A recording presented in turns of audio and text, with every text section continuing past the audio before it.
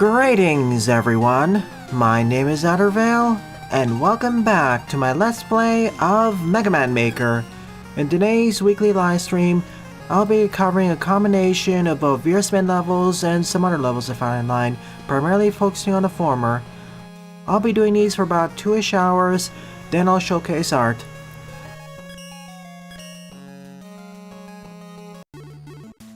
Welcome to Stream Buster, Pixel Boy, Sawman, Silence, Sunflora, Jaden, as well as any of the lurkers I missed. Yeah, it was a bit oddly empty at the start. I don't know what was happening there. Yeah. Okay, warning about Sunflora's level. Because of the update, don't enter the hidden room unlocked with the black hole bomb.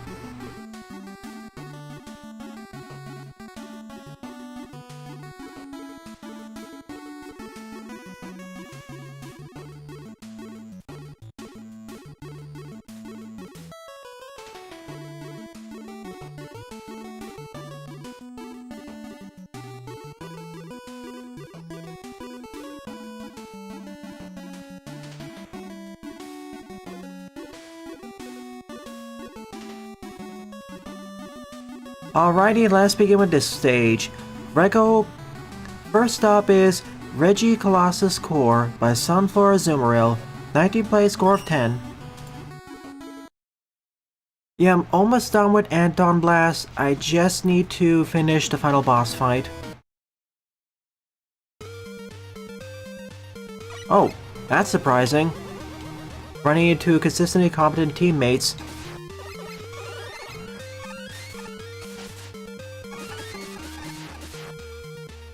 Four choices. Let's do this with standard old Mega Man.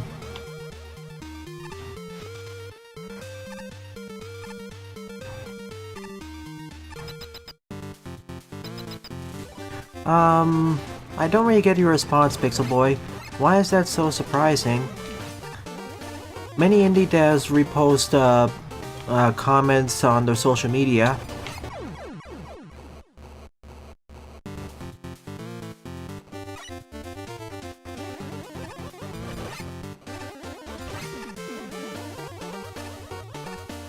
Again, to repeat in case you didn't hear Pixel Boy, I don't understand why that's surprising.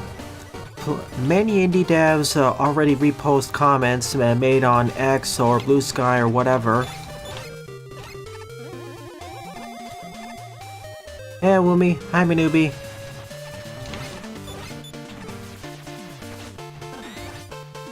This is not the Black Hole Bomb secret room, so we're good.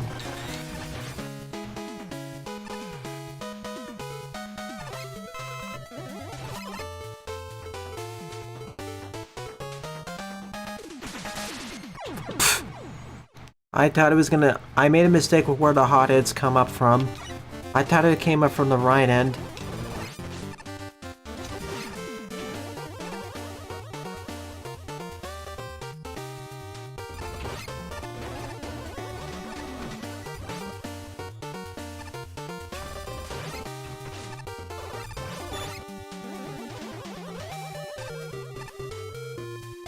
Nice.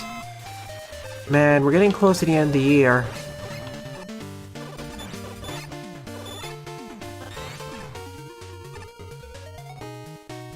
Oh yeah, the update.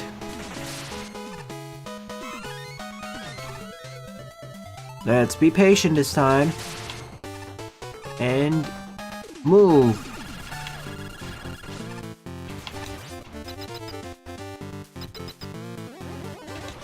Oh, zero gravity.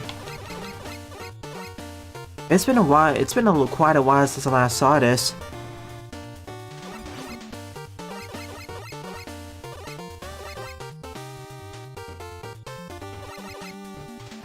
Okay, that's interesting. If I'm caught by a McFly, it suspends the gravity for a moment, or suspends the free movement like that.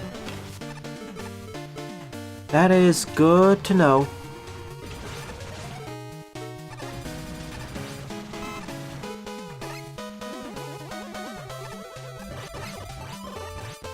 Oh, was that man up? Yeah, a small amount of player base, so that helped. Thought I jumped on it. And Pixel Boy, of course, doesn't respond to my query. Go figure. Oh, yeah, to answer your question, Jaden, sure. You can give your overall thoughts on Bo now if you want.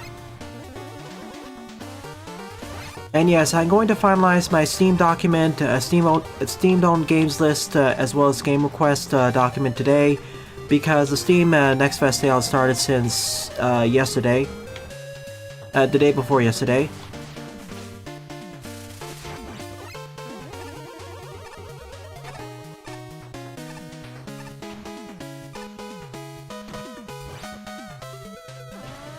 Oh shoot!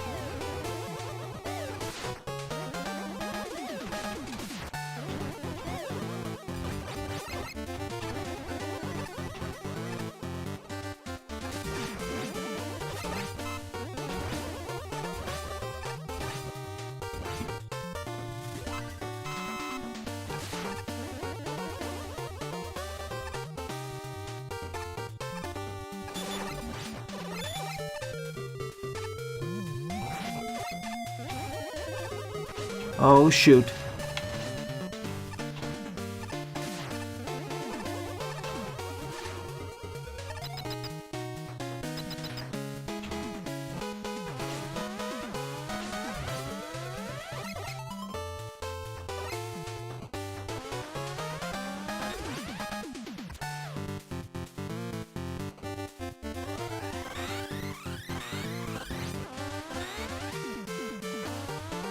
If I went for the extra life, I would have almost guaranteed take damage. Alright, don't go for that one. That's gonna break the game. There's a camouflage med behind the door that breaks the game. And due to the latest update.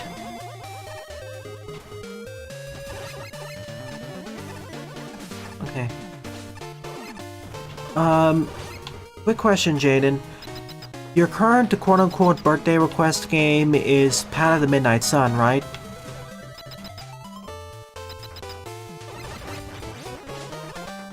Huh? How many routes do I have access to here?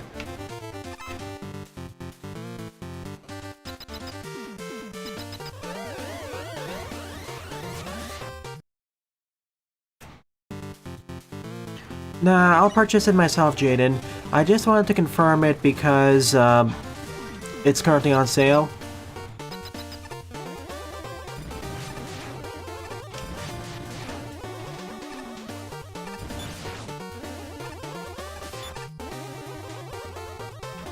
I need to do all of them. Good to know.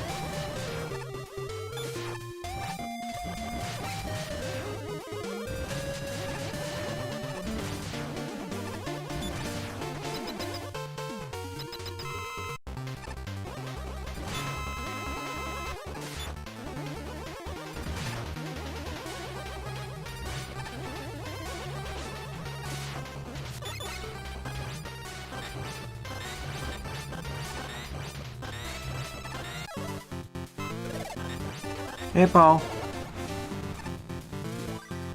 Okay, I have to do all of them.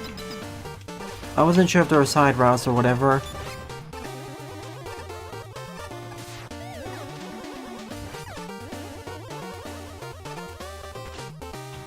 So okay, Path of the Midnight Sun confirmed. I'll send a document so you can know the full list of games I have.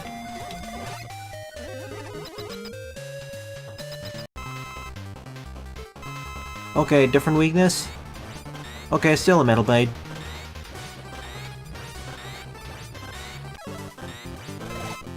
That was easy.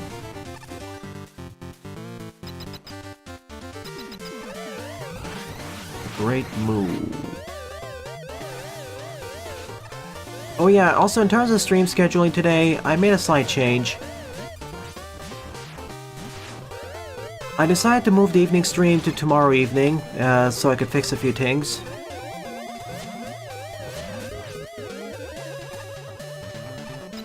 So this will be the only stream today. Tomorrow morning, I'm gonna be streaming the next part of Partners in Time. And tomorrow evening is the last indie game I wanted to cover this year. I won't be able to finish it, but At least showcase it for 2 hours. What? They're getting even more weak to the metal blade every so often.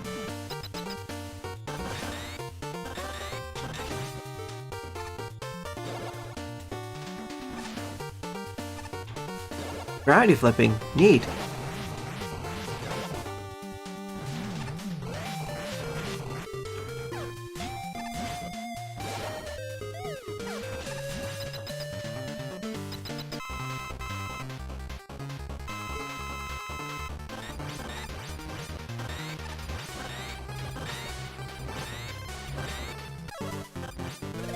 With the metal blade, don't even get to shoot me.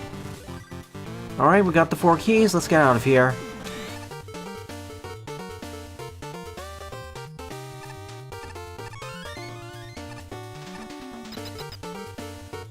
Ah, good luck with the move.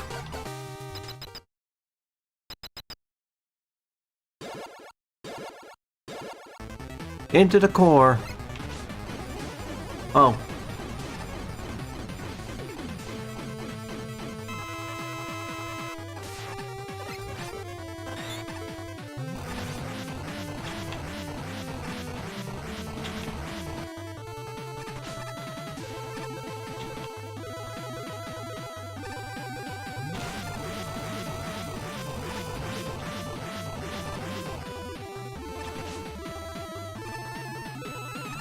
I mean, I have at least 2 E-tanks.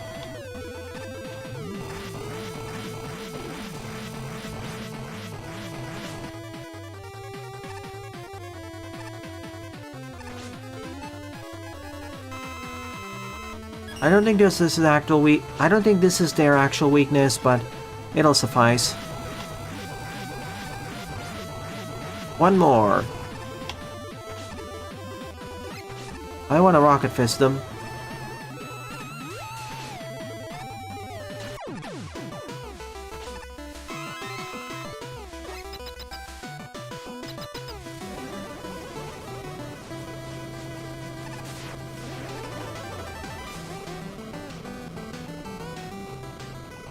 Daring escape.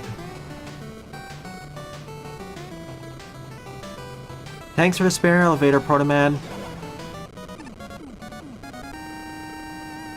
Ah yes, the airship going down in flames in the distance.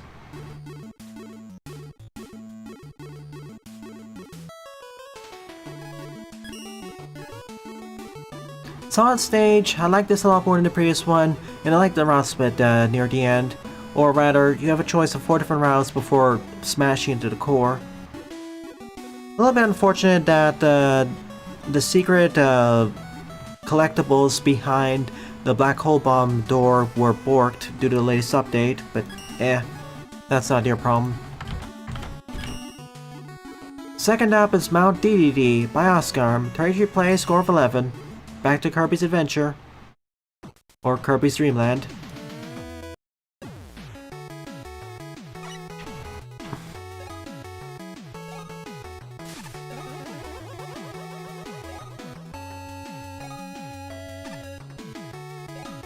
Or Spring Breeze.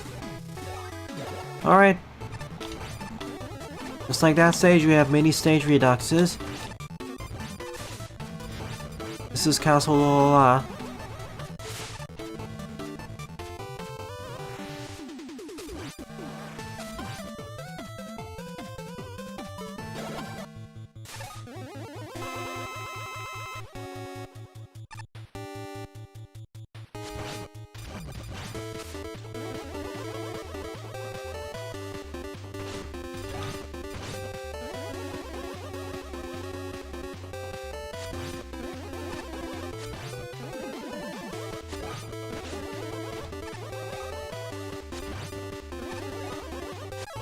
See? That wasn't hard.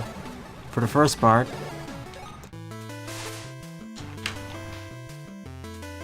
Okay, mountain.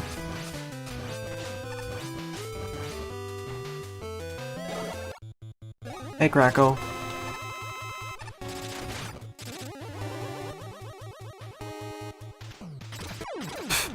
Thought I could do it faster.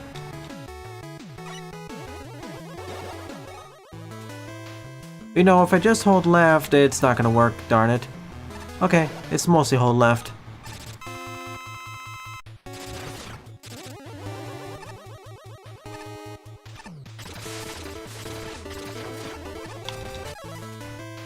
Bye.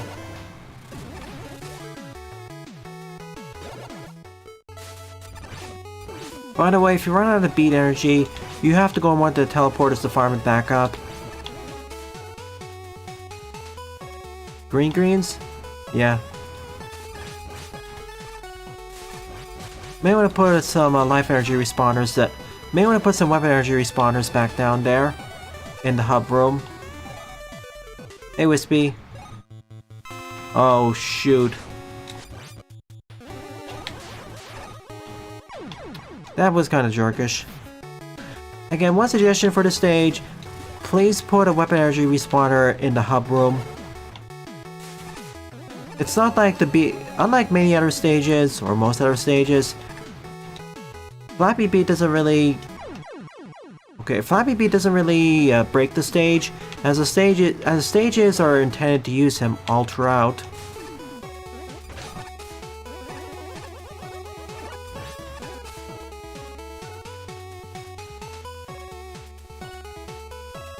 %? Are you referring to Mega Marino?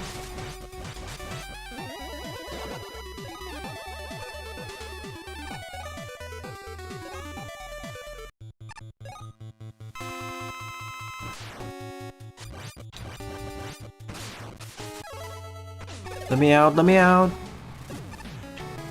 Gonna checkpoint this.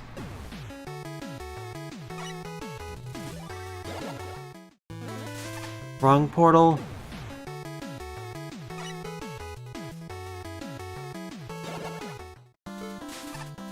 Tropical Beach. Or yeah, or use the weapon centers.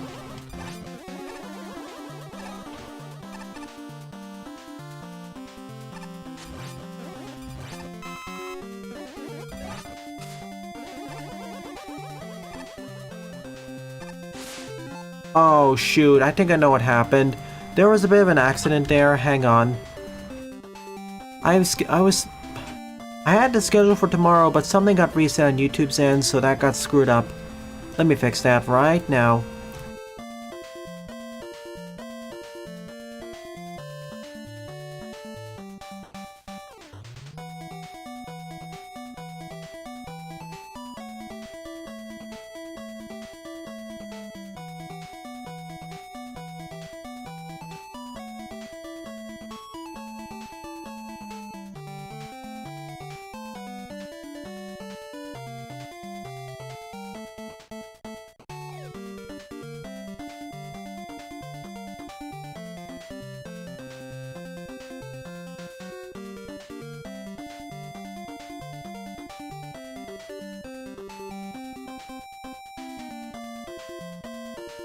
Back, that's been fixed. And to confirm, Partisan time is tomorrow. It's not today.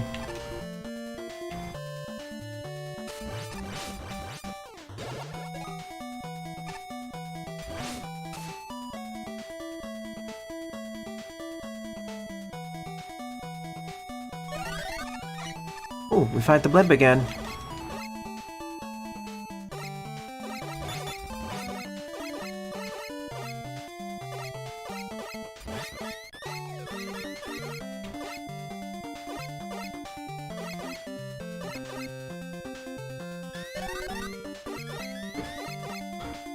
That was a Saturday evening stream. I mean, that was the Tuesday evening stream.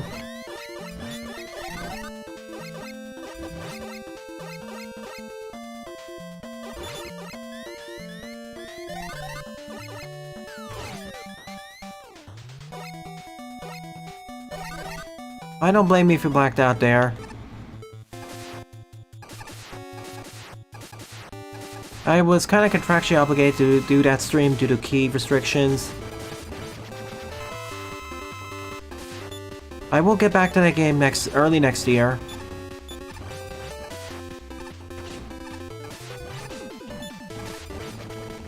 One thing's for certain, it could have done one or two more text boxes during the tutorial. Alright. All 4 keys have been procured. The brutal bonus level wasn't really a problem. Hey, DDD.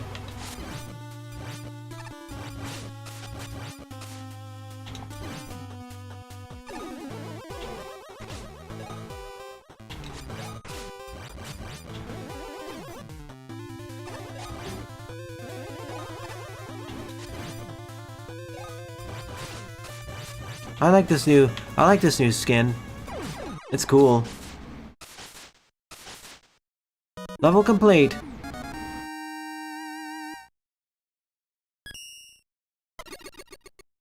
On Rotten Bird, you always try to trap people in the barricade, Buster says. Yeah?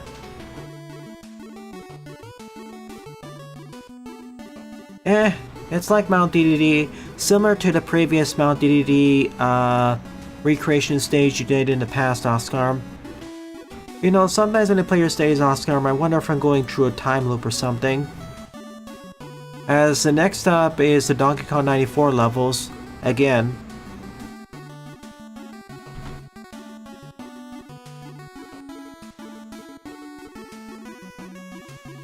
Couldn't do that because everyone played the game before. Yeah, everyone knows the same strategy now.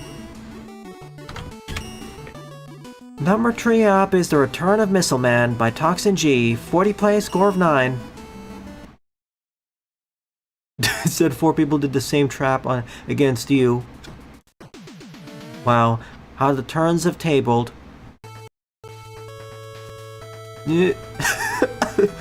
Oh my gosh. The start of the music almost sounded like a YDP to me.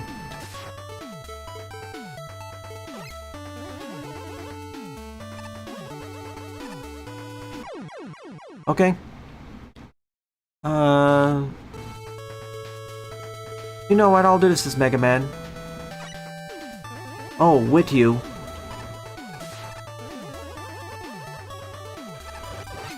Still, good.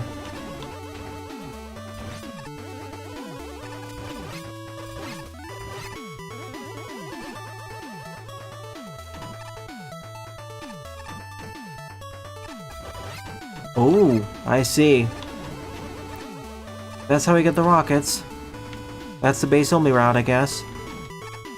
Unless...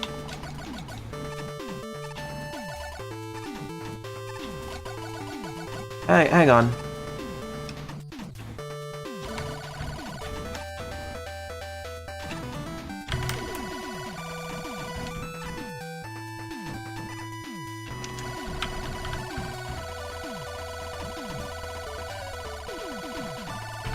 Aha, got it.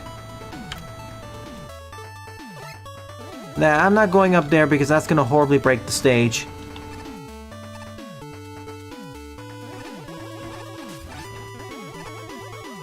If I'm not playing as base. You can't get trapped there if you refuse to taunt. But a few weeks earlier, you had a lobby complete newbies and one that literally fell for a trap 5 times in a row. And 2 other people got trapped after they saw you trap someone else.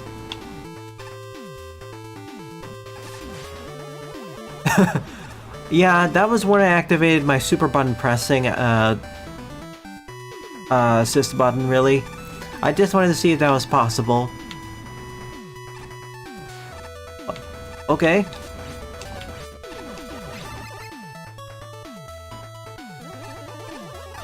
Now, if I truly tasted, I would have been done with half the stage by now. Okay. We got through the missile corridors. Now we're in the forest itself.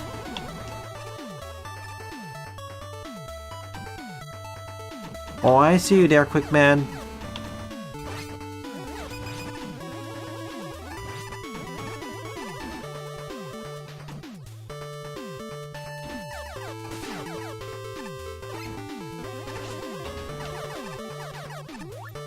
Yoink. Yoink. Into the sky base. Danger. That's actually a great sign.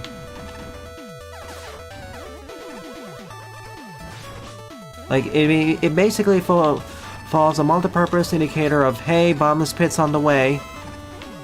And the missiles everywhere. Slow firing downwards missiles. Base gets the lower route.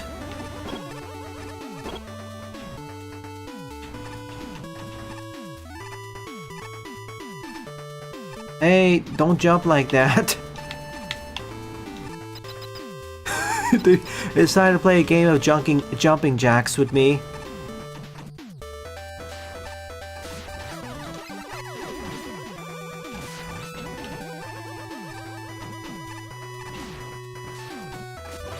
Overall, very fun use of the doors as missiles.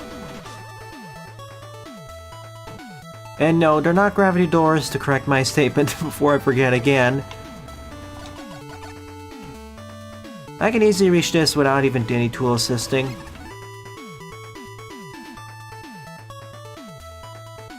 But this is Mega Man, so Mega Man goes down here.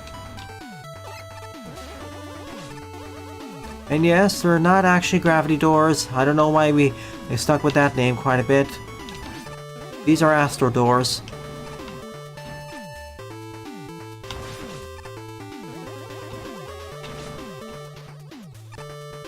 Oh gosh.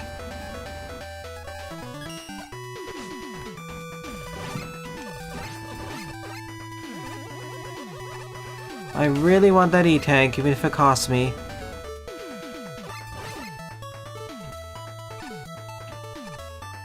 Oh. Oh, go figure.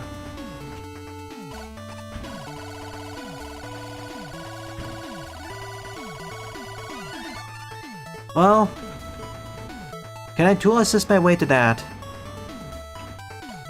Nope. Worth it.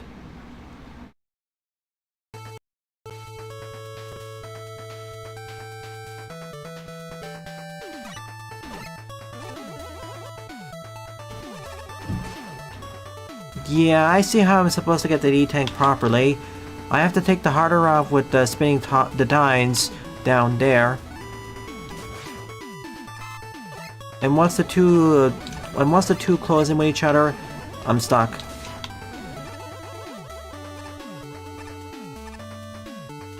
Press switch.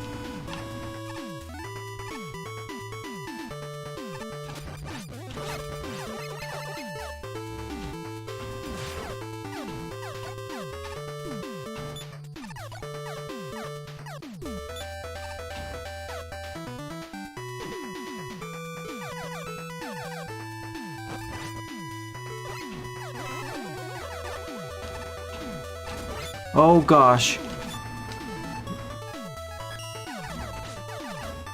And of course, I completely failed that.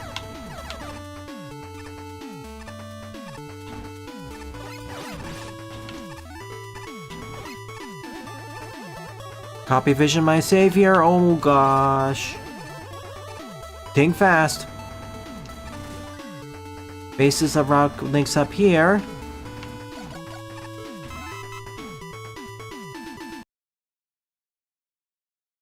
Yeah, final TF2 comic, coming out after a several-year hiatus.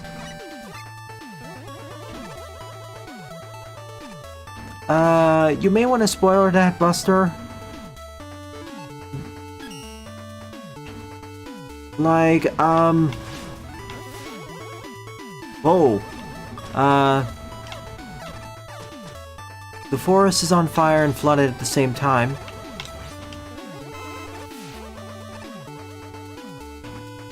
Don't be too specific, please, because spoiler period hasn't actually expired, and if you really want to discuss it, please wait 48 hours.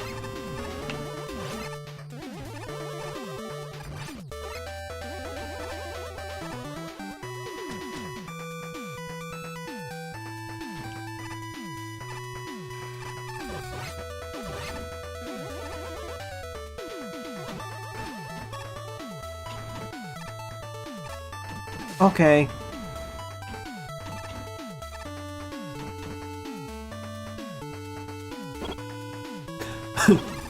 You can read yourself, it's open and free.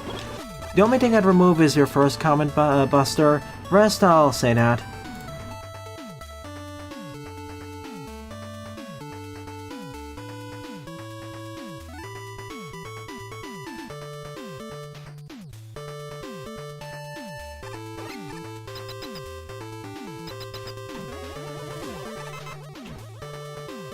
But yeah, the TF2 comic actually gets an ending. Valve actually finishing one of their properties that isn't Left 4 Dead or Portal. Amazing. Oh hey Napalm. That is actually, this is a cool boss setup. Using one of the two of the central gimmicks in the stage here. It actually changes up the fight a little bit. Because that means now that one of Napalm Man's attacks now aims downwards.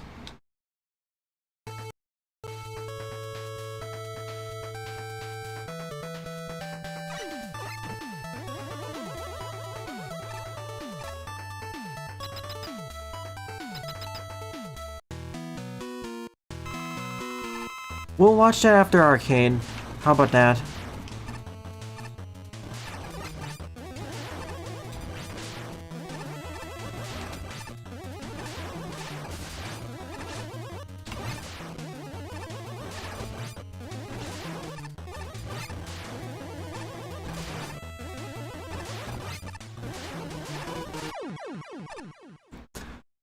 Overall, a very smashing job and revisit of Missile Man. Just deletes the rockets from existence. Introduction, escalation, recombination, and climax are all pretty fun. Almost good to good level. I'm gonna say it's good. Good job, Toxin G. This immediately becomes my favorite level of the episode. Something that is a very big reveal about the lore in general. Neat. You say that when you try to upload a level it says user does not exist. I'm assuming what's happening... Are you currently logged in to Mega Man Maker when you try uploading a stage?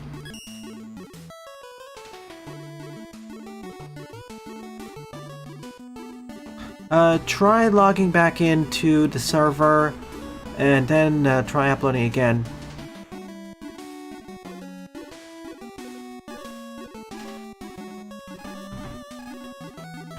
I'm assuming that either you got signed out somehow or the user data has been corrupted somehow. Forward up is MM Plus Remix Classic Mode. Demolition Man version 2 by Fire Sawdust. 19 play score 5. Oh my goodness. Yesterday, half my feed on Blue Sky was people raving about either Sonic 3 the movie or TF2's final comic. It was great.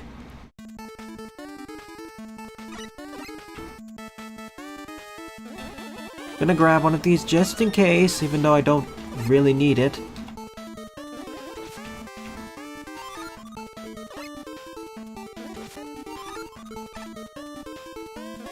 Yeah, give this a roll.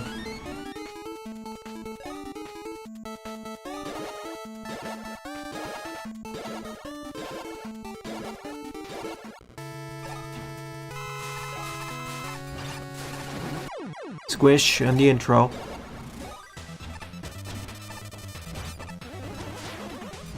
Oh, right. Blast. Centaur, blast!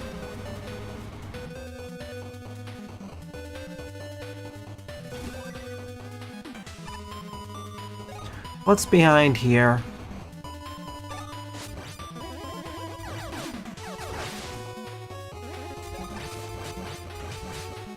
Sonic 3 the movie.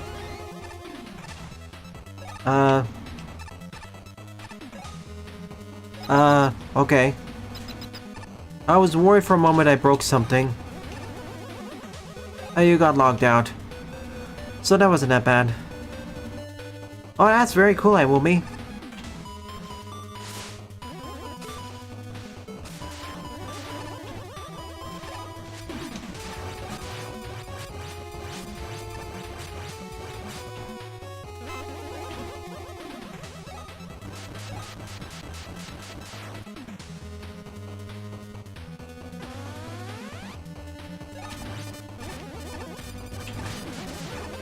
That's how I know this is the roll route.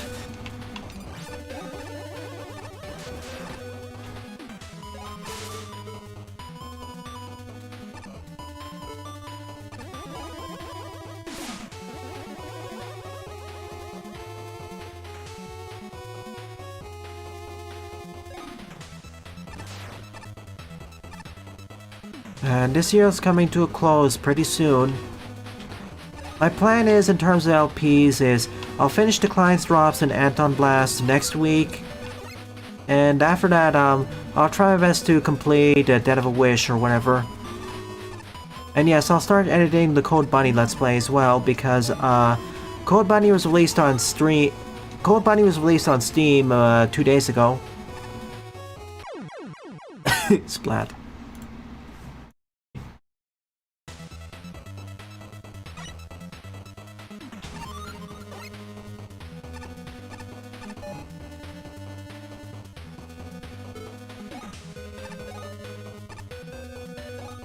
The Mega Man 2 mechs now crash. That is very bizarre.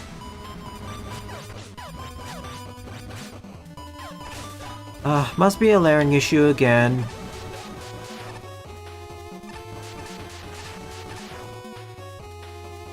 Go figure. Exit. Or is it really?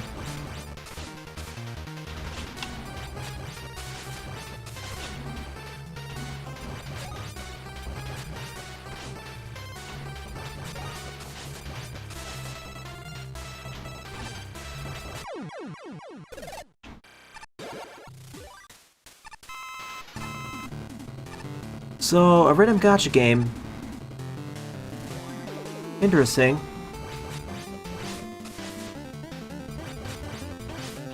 I will say this about the Client's Drops. It'll only be a temporary end to the Let's Play because there is going to be some post-game content added to the game later. The dev has already confirmed on Steam that there's going to be a World 7 and World 8 added to the game, along with co-op. Oh, bouncy. So, in probably a few months I will return to the game and finish those up. Like, I like the game, but compared to something like Anton Blast, it certainly has some issues. Ooh, switching the rails like this.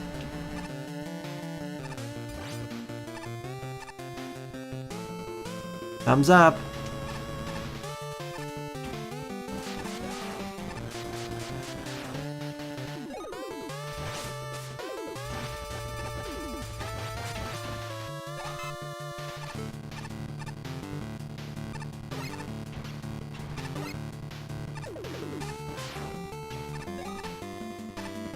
Wait. What if... I know I'm not supposed to have this, but I'm just speeding up the process.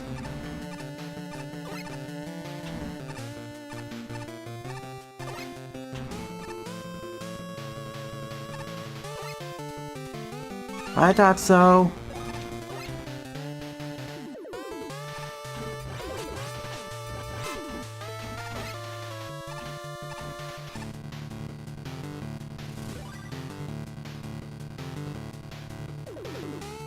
If I had a fire weapon. Choo-choo. I'm not dead.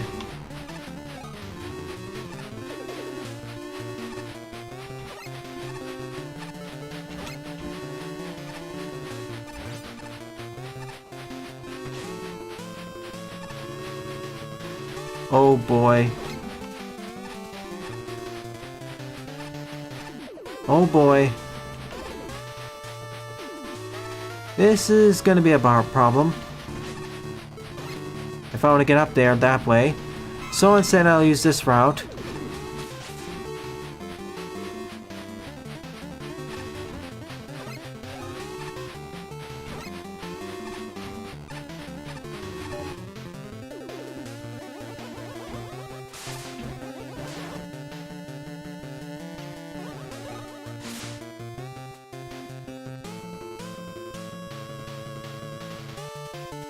I think you're asked, to Mega Man Maker server, if you want me to cover it, please leave the level ID here.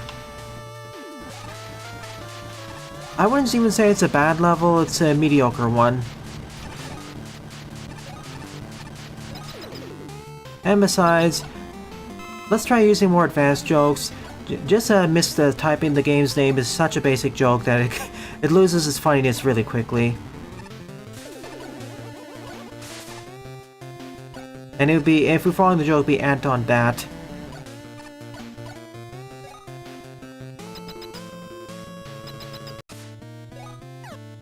Anyways, Crash Man.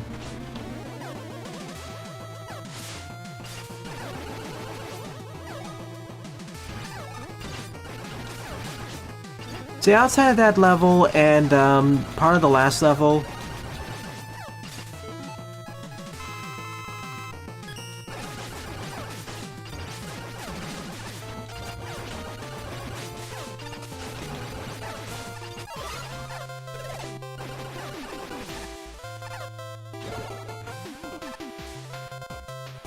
that's still a better joke than well, that's still a better joke than what Jay Butters did. I'll say that.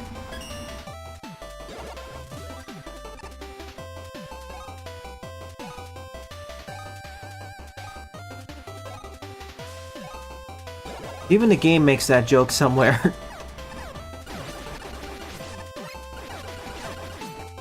Like the two levels I have made criticisms for are Pinball Mire, which they sort of fixed, and the final stage, Hell Manor, which they've pretty much said they're going to fix.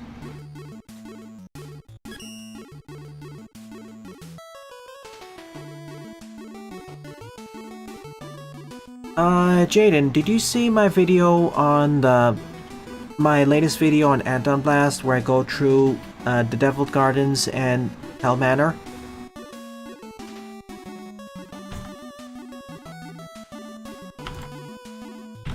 Alright, your low's been added, Casuary. If you do, you'll understand why I mark Hell Manor as the other stage that it needs some fixes.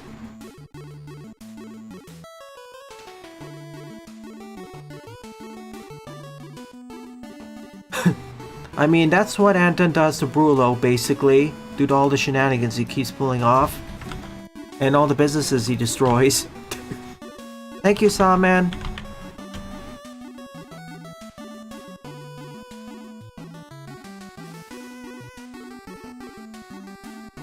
My issue with Hell Manor is that it really needs one or two more checkpoints. I wouldn't so much change the level design, it really needs one or two more checkpoints though. Like the well, I'm not gonna say anything more because that's a spoiler.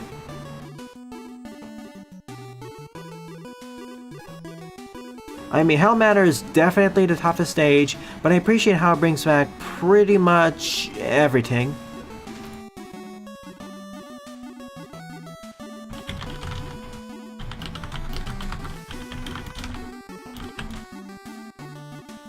Hey Chris, welcome. In short, Jaden. In short, the level design and boss fights. Those are inferior compared to Anton Blast. Inferior in general.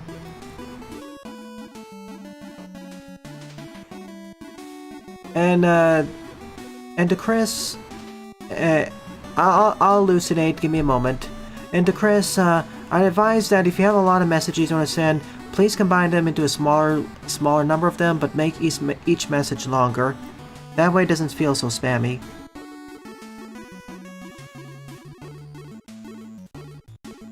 Unless you really need to get my attention immediately, it's not necessary. Alright, my issue, if I were to summarize the reason why I find Decline's drops not as good as Anton Blast, it's that the level design and boss fights are, especially boss fights, are not quite, they're not up to snuff as Anton. I'm gonna start with the level design because, okay, every stage from Anton Blast I can recognize and call back to, and it's memorable in its own way. Like, everything brings its own distinct flavor, gimmicks, enemies, what have you. With the client's drops, due to the nature of how the game is designed, many of the stages blend in with each other. Or worse than that, one or two of the worlds are kind of, I don't know, pretty forgettable. Like, I can understand the levels themselves blending into each other, because this sort of follows like a Kirby design, a simplified Kirby.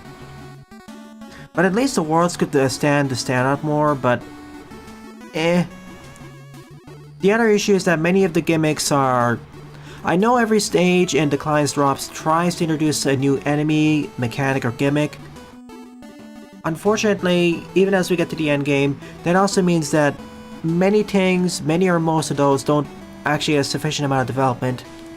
This may change once I get to Eternal Envies, which is pretty much now, but it's something I've noticed, like, compared to Anton, which does a much better job at that.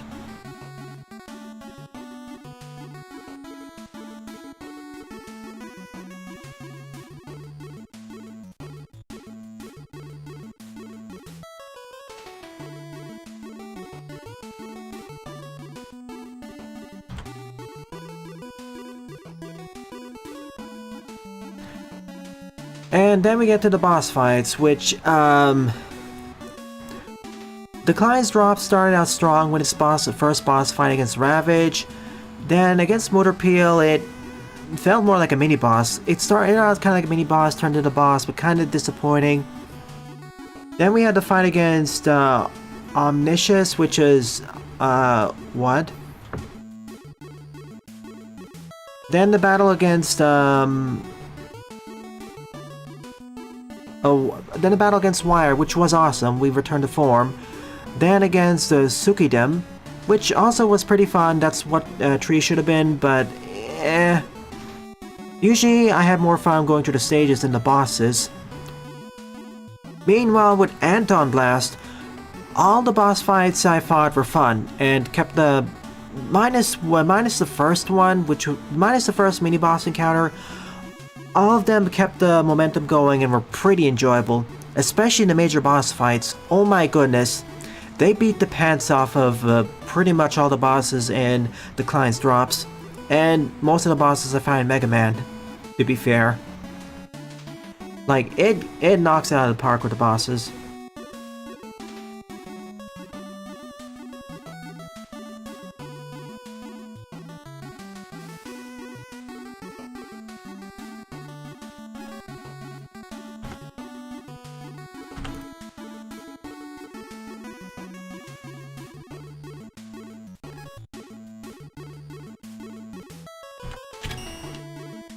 Like, there's no question, I'd rather fight the bosses from Anton versus the clients. I know the clients kinda takes inspiration from Kirby bosses, but even the Kirby bosses do some more things to make them a bit more interesting. Not to mention, Kirby has many more mini bosses and boss fights in general. Don't get me wrong, sometimes the level design of the client's drops is up to snuff, but it's not really as consistent as Anton is. That's why I criticize the Pinball Myers so much, because it broke the flow so much it felt like it... yeah.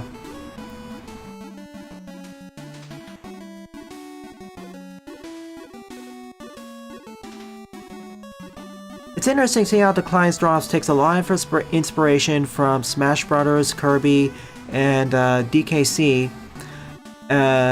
whereas Anton Blast takes a lot of inspiration from Wireland, Crash, and some DKC, and some Cow and Chicken, but the latter does a much better job of combining the stuff together and being a faithful successor in a few ways.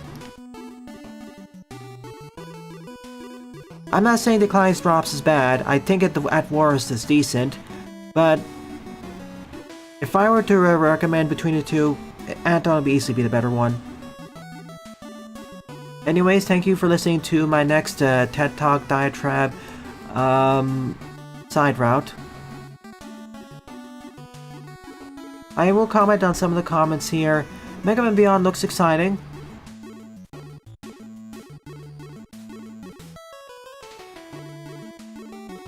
Many platformers have issues with getting the boss fights down, yeah. Anton is not one of them. It gets it down very well.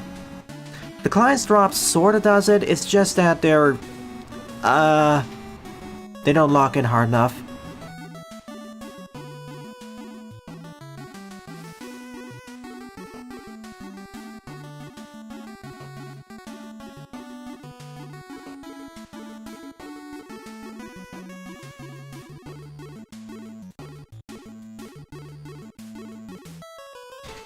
With Kirby, it's kind of complicated because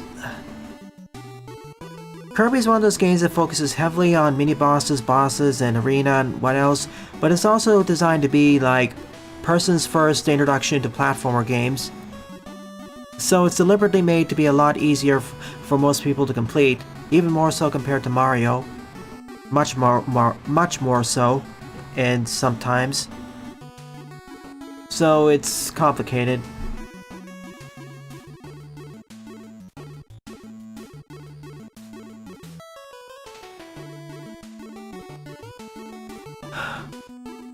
That's why Kirby is kind of complicated to discuss, because the level design itself in Kirby games is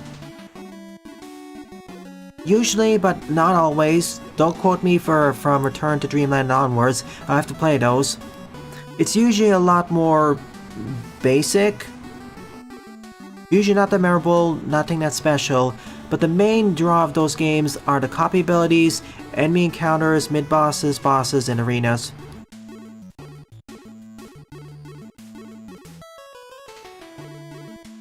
Well, I can't really think of any. Well, I can only really think about 2 or 3 hard Kirby games, but they go in a different route than the usual fare. Like, I'm talking about Canvas Curse, its spiritual successor, and Kirby Fighters, was it? Those were legitimately difficult. Like, the true difficulty of Kirby games lies in their arena, and true arena, and sometimes EX modes.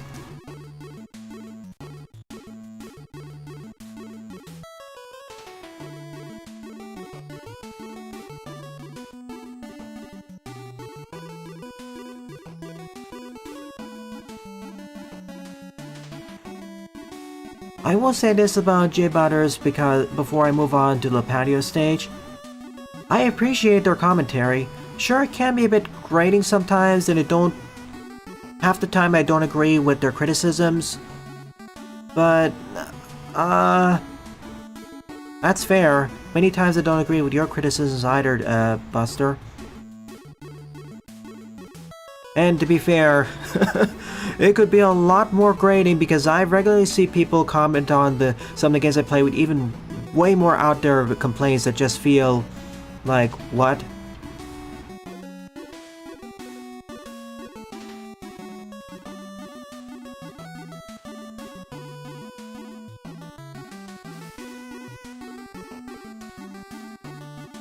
So yeah, there are a few times where I think they went a bit too off base, but I appreciate them being here. Yeah.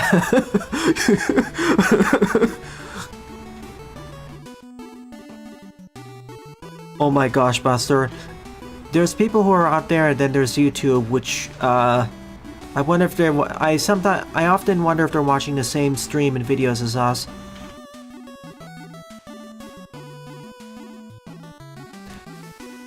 Kirby is one of those series where I've already come to terms with how its main playthrough or main game is always going to be geared towards people, pretty much always going to be geared towards people who are like newcomers to platformers in general, and as such it's going to be balanced around them. As opposed to Mario, which has isn't quite as designed as for newcomers, but it is newcomer accommodating. Plus, Kirby has taken some stuff from Mario to incentivize more skilled play, like the secret collectibles and secret boss fights. I know Return to Dreamland and Beyond did that.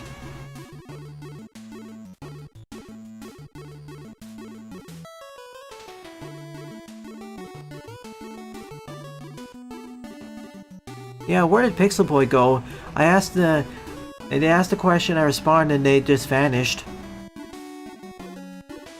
Are they stuck in the casino again? Well, I know they said GG, but...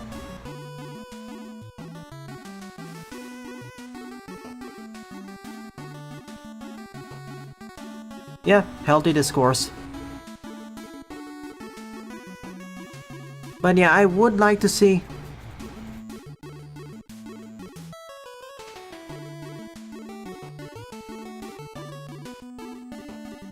but I would like to see a Kirby game that focuses, I think the best way of describing it is that Kirby games in general are directly targeted towards newcomers for 2D platforming, whereas 2D Mario games are more newcomer accommodating.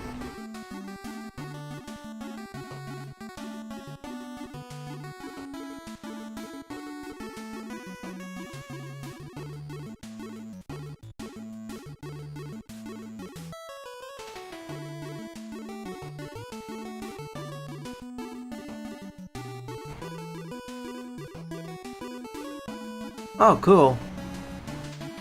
Looking at our gaming spoilers, that looks cool.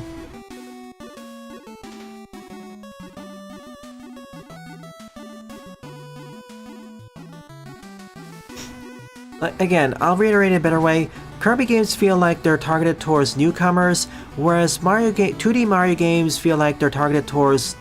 they're newcomer adjacent, or newcomer accommodating, in the sense that the actual base game ramps up in difficulty to the point where I wouldn't say it's directly targeted towards newcomers.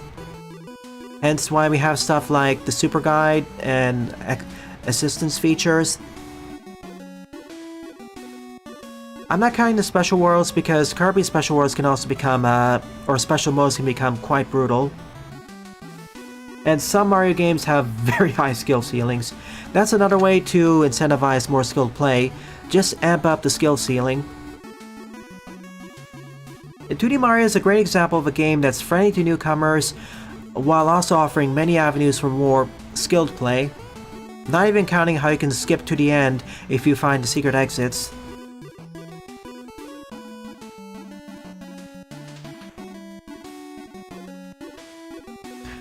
The base game of Super Mario World is solid, rushed but solid.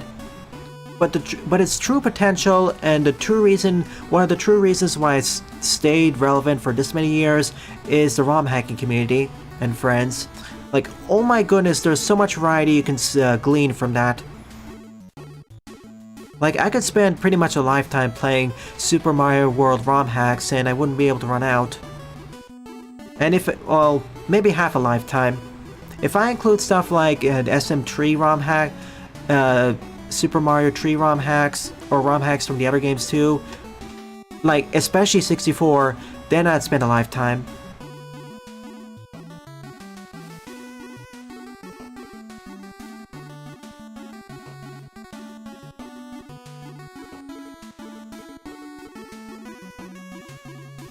SMB Tree though, it does have a difficulty spike at the end. Oh my goodness. Like, World 7 was a bit of a difficulty spike, but going from 7 to 8, oh my goodness. It didn't get quite balance tested correctly.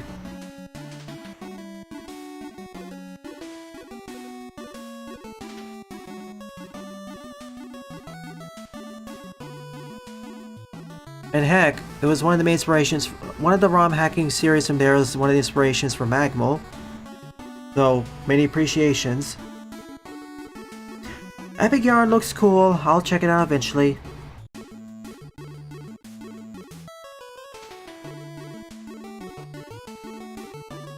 Oh yeah, TF2 Christmas update. How about this, Buster? On the 29th, we'll do one last community multiplayer session.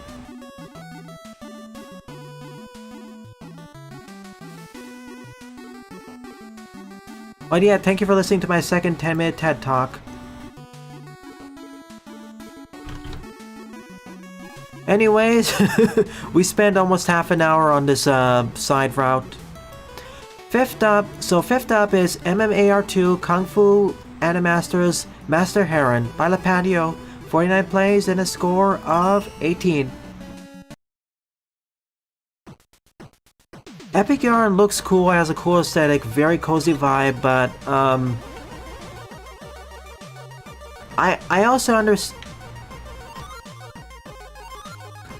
See, I understand why it's so easy because it was originally a different game entirely, or it was supposed to be its own franchise or game. Then it got moved into Kirby. But at the same token, they could have given some more difficulty challenges. Like, I understand I understand adding accessibility features to make it easier, or adding a super easy mode, but at base, it didn't need to be that easy. Alright then, boss fight. Master Heron. Master Det.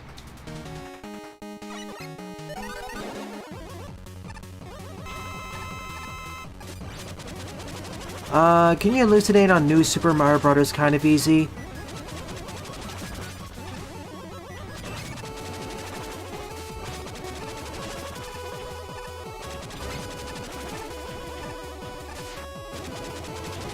Like, that is not on the same level of easiness as Epic Yarn is. Nor X and Y.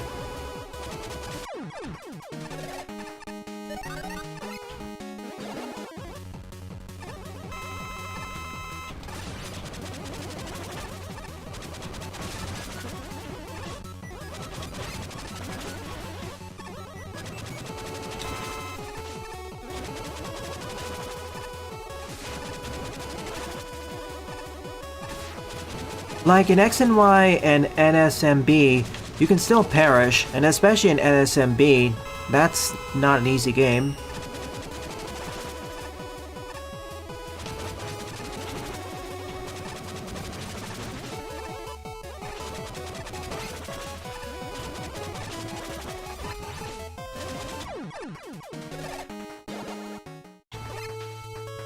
You got Heron Armor plus Nort Relic.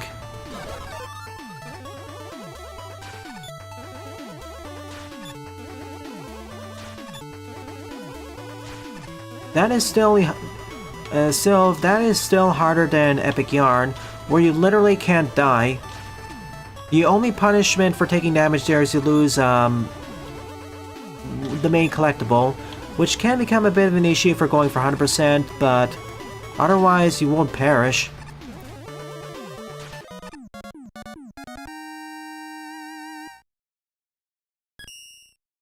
Sylv, can you faint in X and Y? In trainer battles or wild battles, can you end up biting more than you can chew and falling?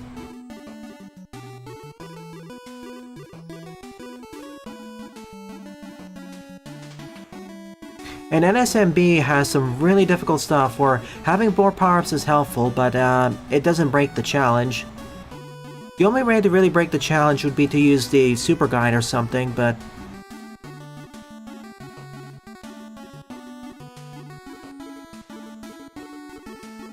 I'm gonna eventually play NSMB because those are very solid, and Wii especially is gonna be fun to play as multiplayer. It may not be as good in terms of level design, but multiplayer is super fun. That's its main innovation. Oh right, Splatoon, you're right, Amumi. That originated from the Wii U. I totally forgot about that. It is surprising how it was a brand new IP that was made to help shore up the Wii U. It didn't quite work, but in spite of that, it stood the test of time, and it's now one of Nintendo's mainline titles. It's pretty surprising. I mean, it is a very good game series, but the fact it was released on a console which was wasn't quite that successful, yet it persevered. Yeah.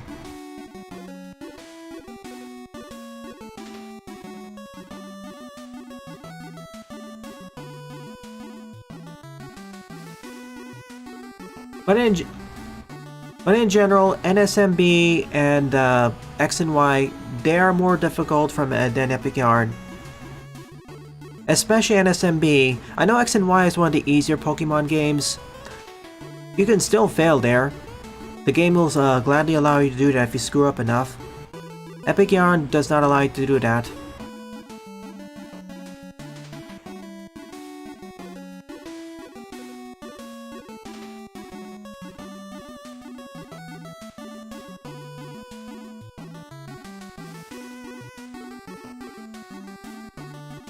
The main challenge from Epic Yarn comes from collecting enough money to furnish your apartment and 100%. That's really the main challenge. Even then, it's not that much. Again, as we've been emphasizing, Epic Yarn basically has little to no challenge. Basically has no challenge if you're just going for a main playthrough disc completion, or beating the game. The only challenge is you're trying to take no damage or 100%. That's it, really. When we talk about baby's first games, Epic Yarn will be one of those.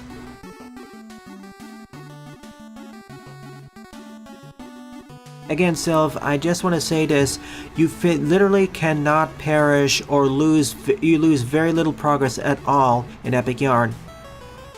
It falls on the definition of baby's, quote-unquote, baby's first game. That is all I have to say. That's why I'm saying X and Y and NSMB are harder games, because they let you fail. And NSMB is, that becomes difficult later. And keep in mind you're assuming also competent play.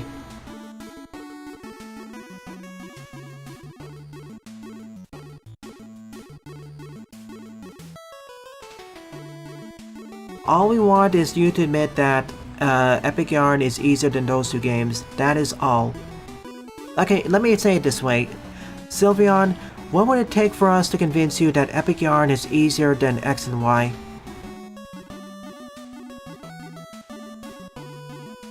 Yeah, it is a bit unfortunate they removed the Mega Mushroom from Wii. I mean, they could also just zoom out the camera. Like, it's not like we have the DS's limitations on screen size. And if you really want to limit the Mega Mushrooms or breaking stages, just have the Mega Mushroom spawn in only a select number of stages, like DS. It's not like the Mega Mushroom is always the good thing. Sometimes you get stuck and stuff.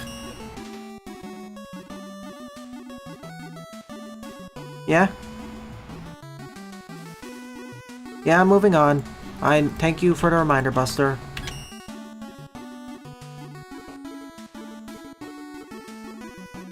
And yes, I'm aware you can also take the Mega Mushroom.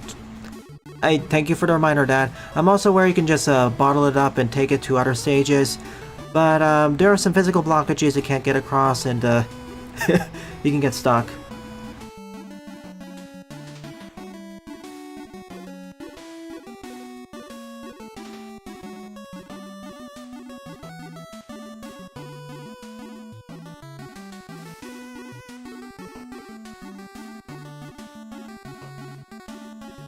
But yeah, not having a Mega Mushroom is quite an L.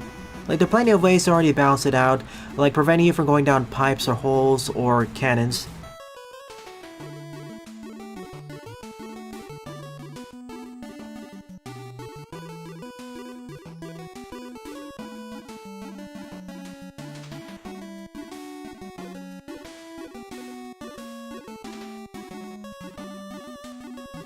And maybe not one-shotting the final boss. On the other hand, that was kind of funny. That would be a funny post-game thing to do. Alright, next up is Kung Fu Animaster's Master Snake by Patio. 46 plays, score 14. Not gonna lie, okay, prevented for the first time. But for the later, but for post-game, just allowed because of how goofy it is. Sylv, that is still a punishment. In Sonic Forces, I know that's a subpar to bad Sonic game. Here's the thing, if you fall in a pit and die, you're sent back to the last checkpoint. Hey, so you lose progress. That is punishment. Even if you don't have a life system, you're still losing some progress. Like, if you follow the same logic, every time I perish in a Mega Man Maker stage and respawn at a checkpoint, then you say that's easy?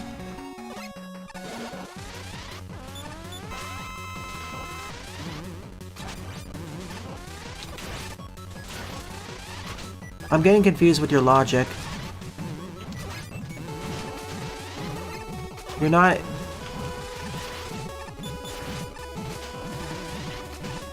Oh yeah, the hammer. That's also really goofy. To be fair, actually getting the hammer into the boss fight arena itself is difficult.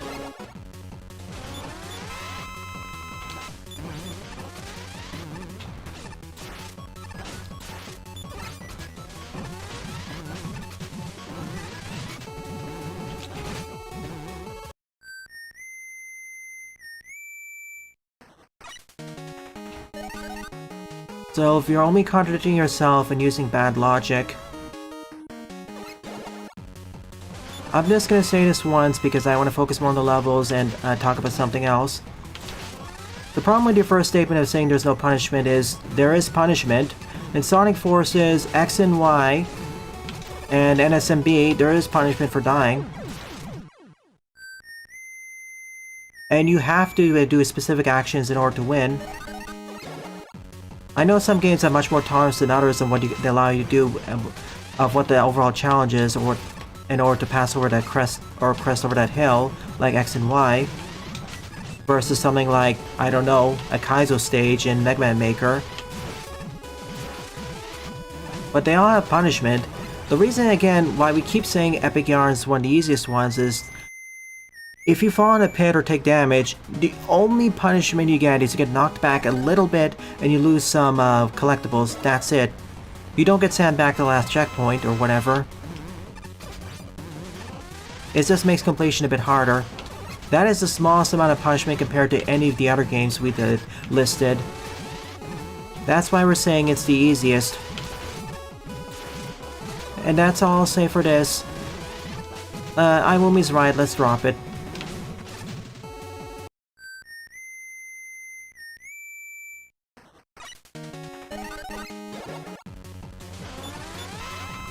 Oh yeah, Bo. You mentioned you wanted to discuss Bo. Also, good job of finishing your painting.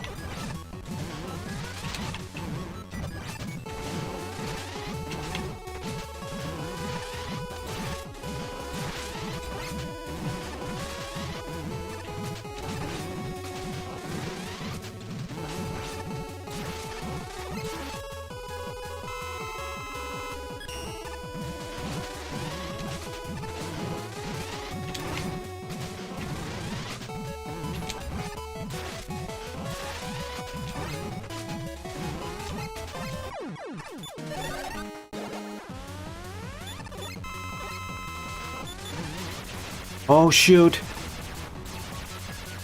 He's electrified now.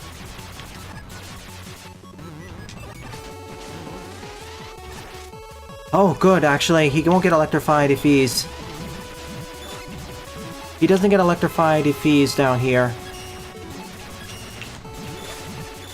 Help. I'm trapped.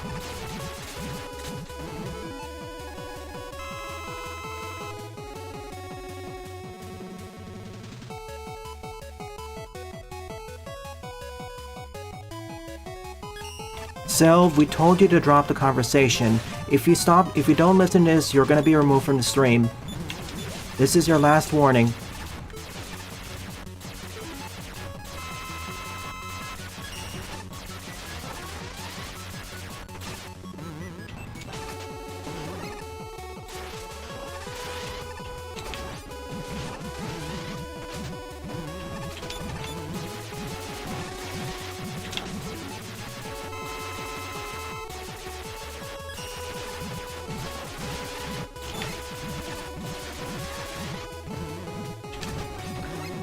Sylv, we told you if you're not listening, so you're getting removed.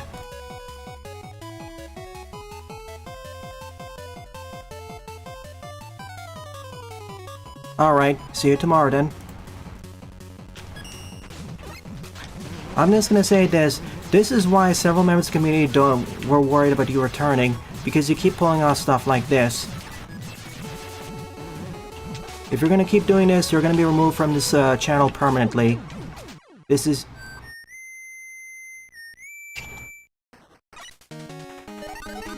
Okay, let's assume that didn't happen.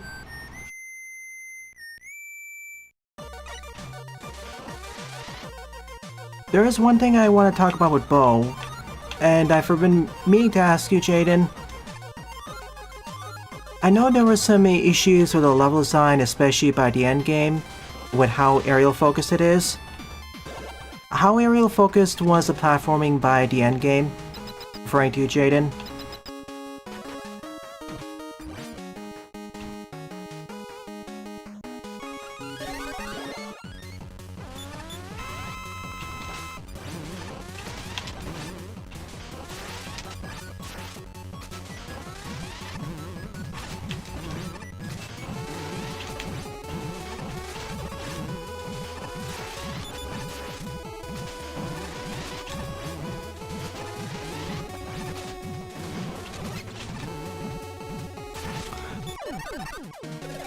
You know what, the funny thing, Queen Monica, it's not the youngest viewers which are all... From my experience, it's not the youngest users who are the problem, or the oldest users.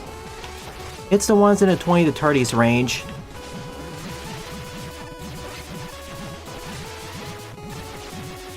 Like, I moderate some other communities.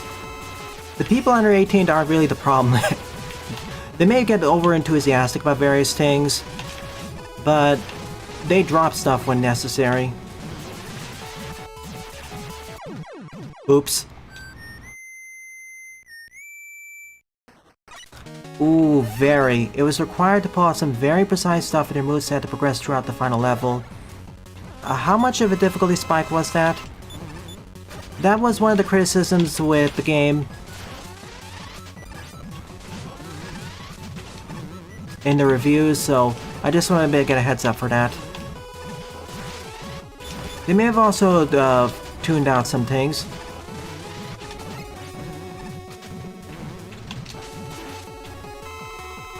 What is his weakness, by the way?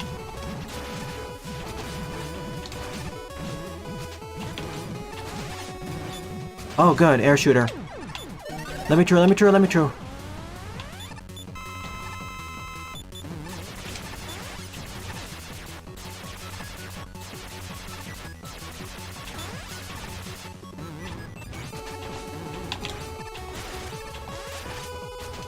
I thought it was gonna be a more obscure weapon, or a weapon that is more troublesome to aim.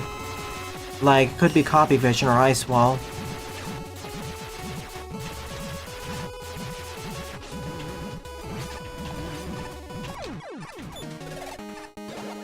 Oh good, we're out of this fight.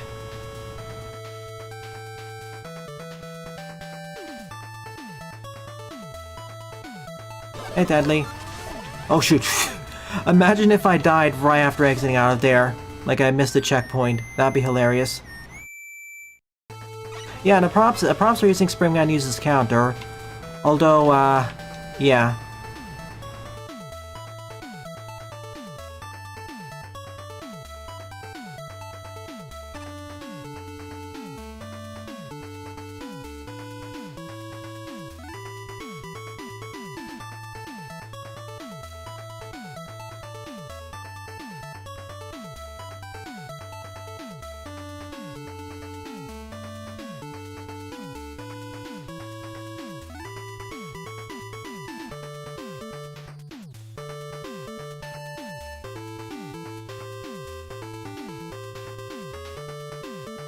It's fine. Pay more attention to other things. Okay. The map design isn't very interconnected and some screens felt slapped together without flow. Ooh, that could be a little bit of a problem. Alright, air sliding challenge. And if you're watching this Patio, I'm sorry about everything that occurred. These two levels were interesting boss fights, difficult.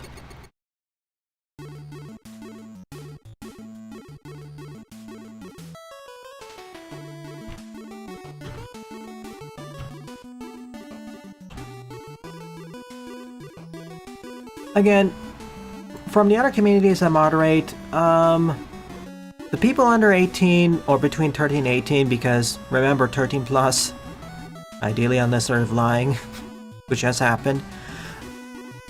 Teenagers, they aren't really so much of a trouble. They may become a bit too enthusiastic at times, but they usually, most of the time, they pipe down when they're asked to. No, the real problems are people around young adults, basically. Between 18 to 29, I guess. That's where most of the moderation time goes to. Because let me tell you, for the people who, let me put it this way, most of the people in all the age groups are fine. It's just that the ones who take the most moderator time or moderation action are the ones in the age range between 18 and 29, inclusive. Because, oh goodness, the very few people who get in trouble there, who mostly hail from this group, they don't know when to back down.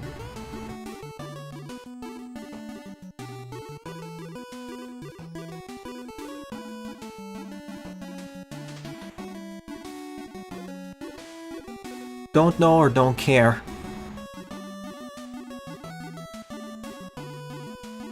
That's my age range too, my newbie, so it's kind of funny. Oh yeah, you mean the minority of minority of minority, J Butters. I know exactly what you mean.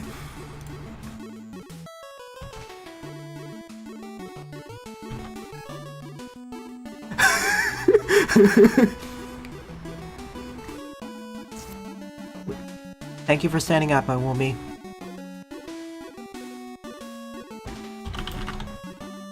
Ah yes, Mega Man DOS is bad.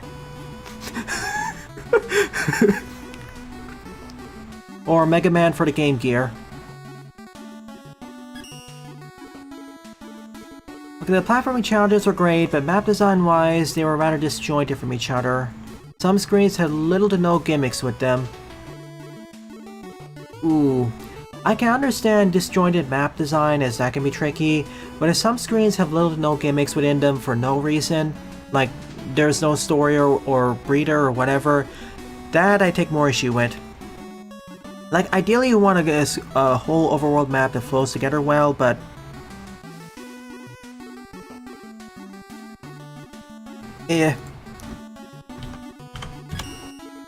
I'll find out for myself next year.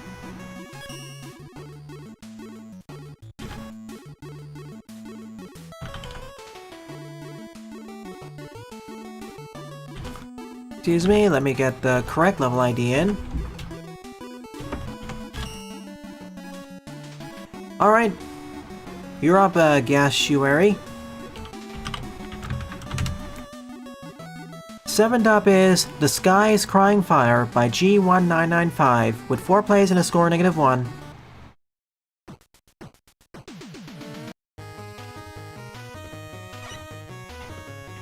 Always start by going to the left. Huh. This stage kinda looks a bit familiar, doesn't it?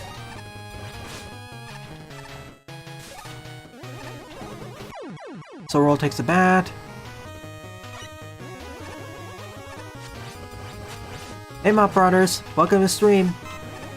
Feel free to share levels. Suddenly monkey.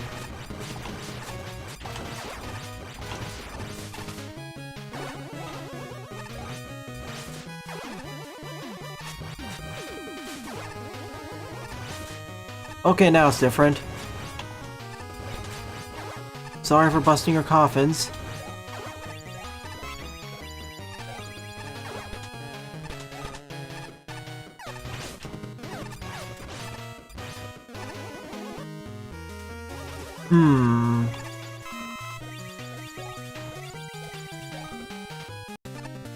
Hey, fireman.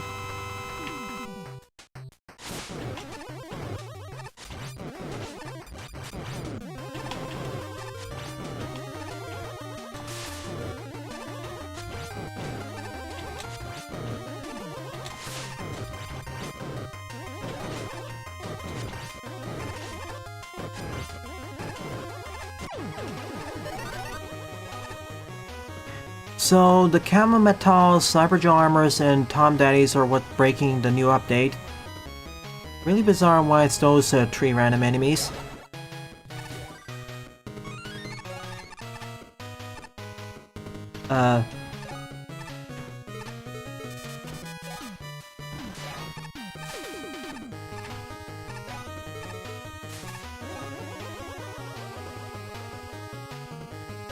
Okay. They all touch the floor. But so do a lot of other enemies too. That doesn't really narrow down things.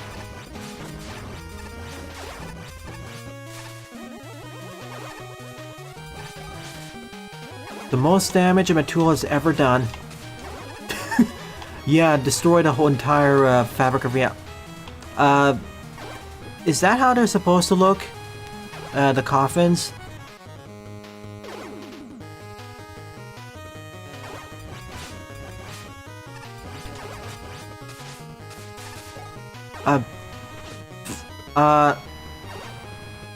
Sir or madam, your coffin's kind of broken.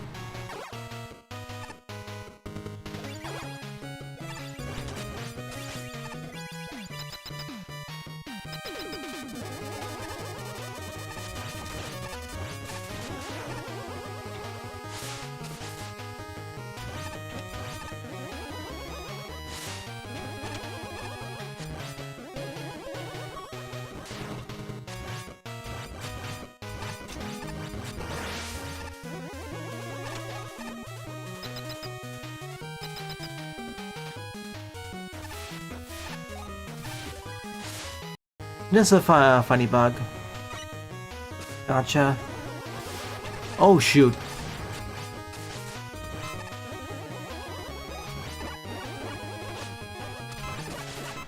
Thanks for the heads up, Sunflora.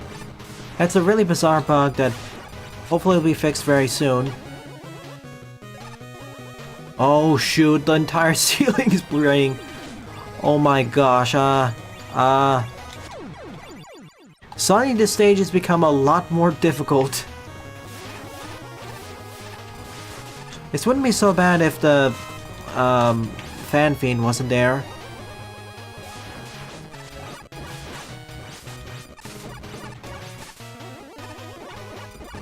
I need healing.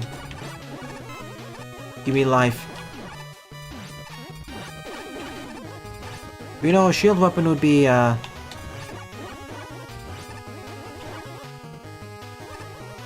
Average Chainsaw Man a chapter. Okay, get me in. Oh no. Okay, that worked.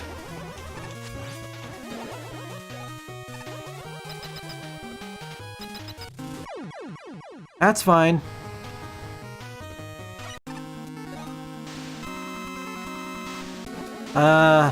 You may want to add a fix for that. Oh my gosh. Now average fire force chapter.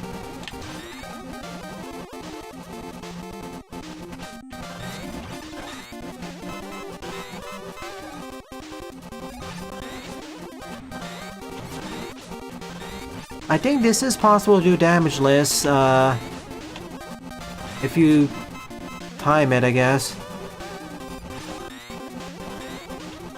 You know, if you just wanted a bunch of enemies we need to destroy during the boss fight, you could just use tellies.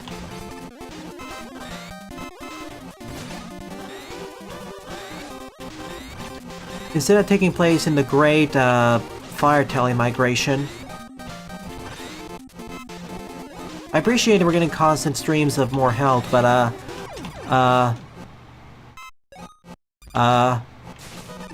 so, this stage existed. The most memorable parts were the blood room and the boss fight.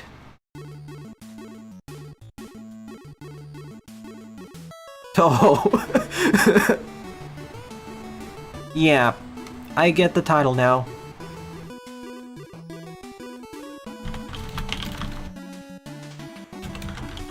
This is definitely on the very forgettable side, but I appreciate that last part, offering some difficulty, albeit to a difficulty spike, in that fight.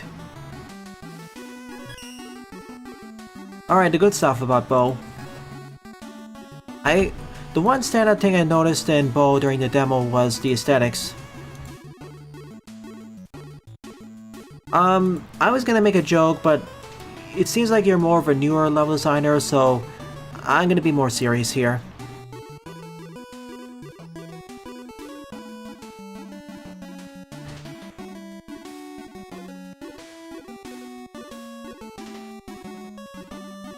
What I would change is, or rather, I don't want to say change, it should be what would I do to refine or improve the level. Like, the base idea of the stage, specifically in the second half, it's there. My main problem with the stage is that it doesn't have a distinct idea of what it wants to be. Like, you have a lot of mixed ideas in the stage. You have a lot of ideas mixed in this level that don't really amount to anything, or don't really pair off with anything. Like, the Sky's Crying Fire only really starts being relevant in the final 2 or 3 rooms of the stage. What with the Blood Room and the boss fight. The rest of the stage was like rock in a generic rock canyon, climbing through the door, going up there. It didn't really add much to the stage, it could easily be excised. The stage only really started feeling like the actual stage once we entered the facility. What I would do is to focus much more heavily, or if I were the level designer, what I would do is focus much more heavily on the idea of the Sky's Crying Fire. So instead, the entire main gimmick would be you're trying to avoid the droplets of fire and blood raining from the sky, whether it be from ducking into and out of cover, using the footholders, activating different platforms, disabling them, whatever. Have that be the central gimmick and then end with the boss fight against the metal band like that. That also resolved the issues of the difficulty spike in that second or third to last room. Or to summarize, my main problem with the stage is that it's confused with what it wants to actually be. And only 2 or 3 rooms are relevant to the actual stage, but those 2 or 3 rooms are the most interesting part of the stage. For a V2, I'd advise to focus more on that.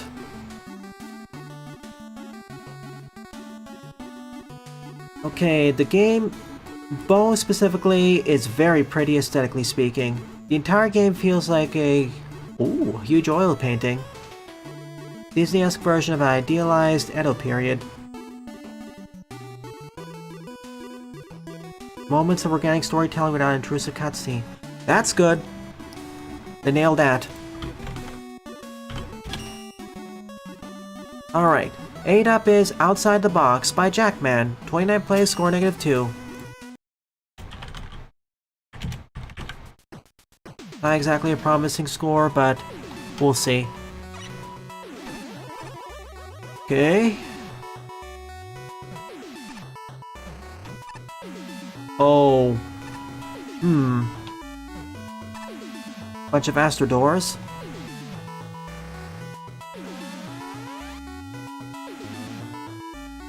Why do we need this elevator?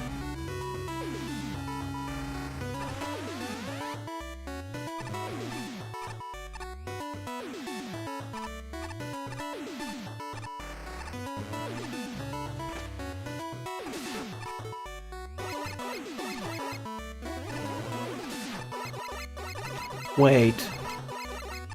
You said outside the box, right?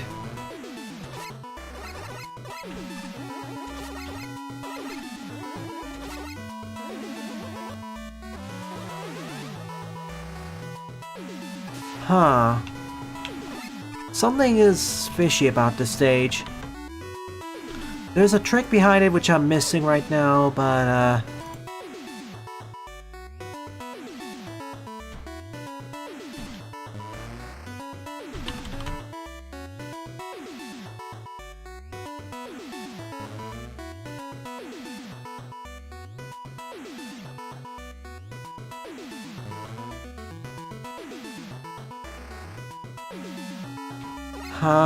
what am I missing about this Sawman?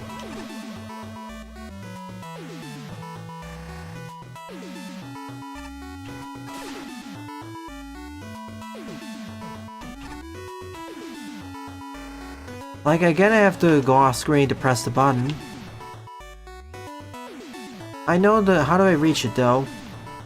Oh, wait a second. Wait a second. See the trick here?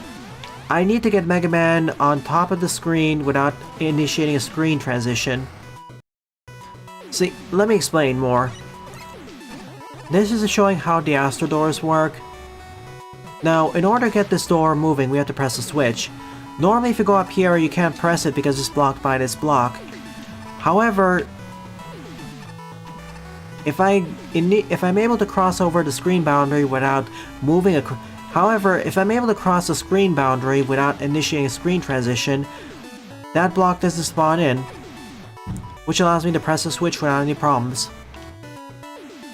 So I need to reach the top part of the screen like before without initiating a screen transition.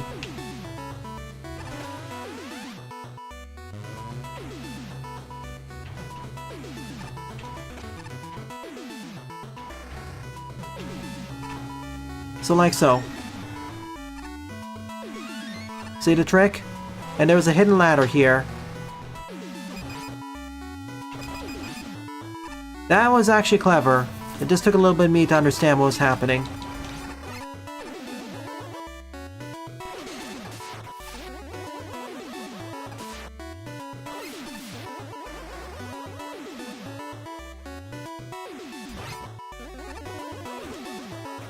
Okay, now that's what I meant by out of the box.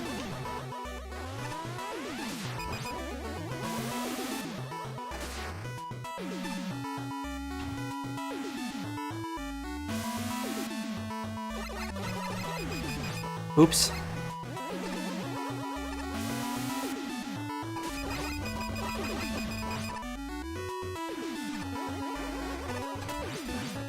Guts power.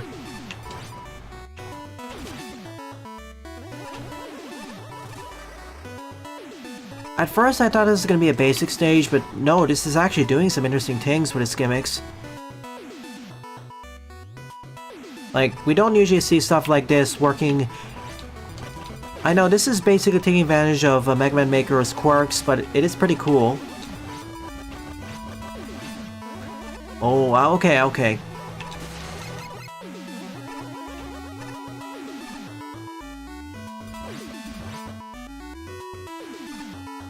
See? Back operated those blocks.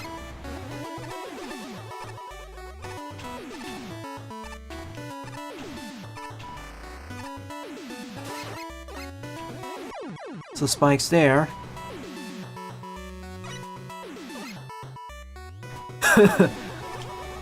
This is a rare viewer level. I don't mind it's not a cakewalk or versus cakewalk. What I do find interesting is how novel it is. It's going in a different direction. Taking squarely advantage of one of the Maker's quirks about how objects behave off screen. Or how certain objects behave off screen.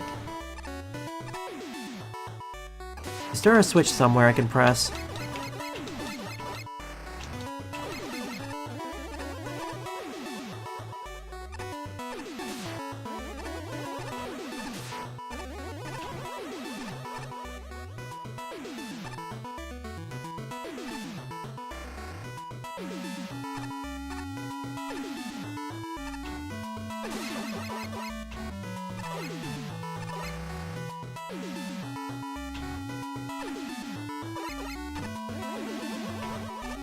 Ah, there's a switch.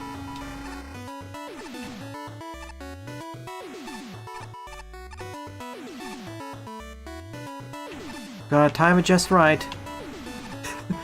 Gutsman slowly spinning. Oh right, it's the same color as the switch too. I can see why this stage got a negative score, but yeah, this is cool. Oh.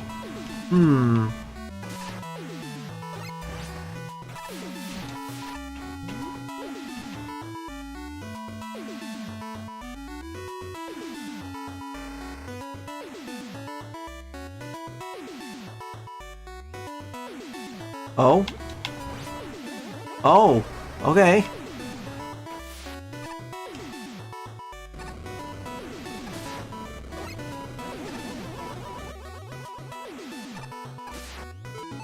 Again, I was worried going to this would be kind of a dull basic level, but Jackman's actually hit solid gold here.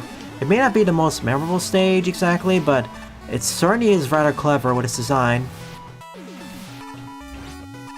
Go with your friend. Like, this is already my honorable mention the episode. My favorite level is Toxin G's Return of Missile Man, but yeah. Oh. The Crusher.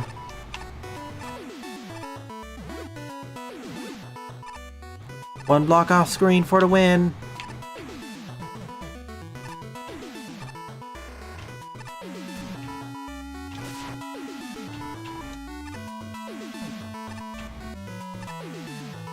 I mean, there are some parts of the level design which are kind of basic, like this. Hands. But they're fun, but they're pretty enjoyable to go through once you get the trick. I mean, once you get the trick behind the stage, it's not really that hard. It's fairly straightforward, but it's novel, so I'll give it that. I can already see a more difficult take on this stage, but if someone decides to make a more difficult take, it's almost mandatory to play the stage first to get the tricks. Don't go here. No, I refuse.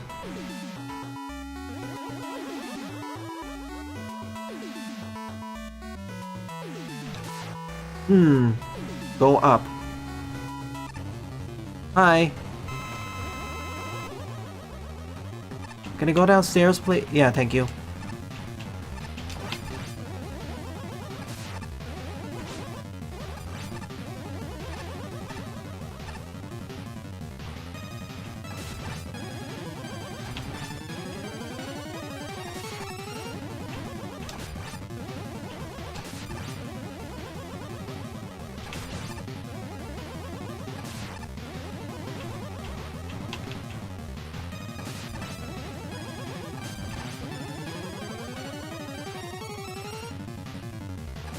I know some of these mechanics may be broken in future updates because it's technically taking advantage of engine-specific quirks, but as it stands right now, playing on version 1.9.4, it does a fair job. Good job, Jackman.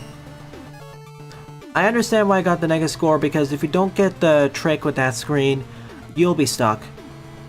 Once you do though, basically, yeah, once you get used to the off-screen difference in mechanics, cool. Honorable mention the episode. Good job.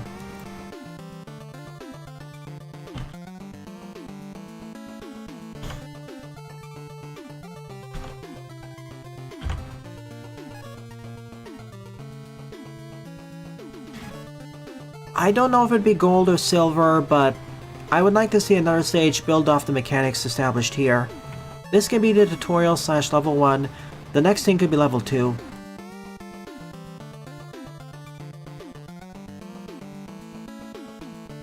What's gonna be the future Mega Man Maker? I don't know. Okay, about Bow. Okay, it does have moments where a cutscene kicks in, but you can let it slide. I don't mind cutscenes sometimes. The aesthetic flow is a lot better than Nine Souls' constant interruption of cutscenes and dialogue. And that's the only thing Bow does better than Nine Souls. It's interesting because apparently, from all the reviews I've seen, the few dozen, Nine Souls' story and characters are better than Bow's, but I guess the presentation or overall flow is better in Bow. Like, Nine Souls does the overall story and narrative better, but Bow does take a bite out of it in that.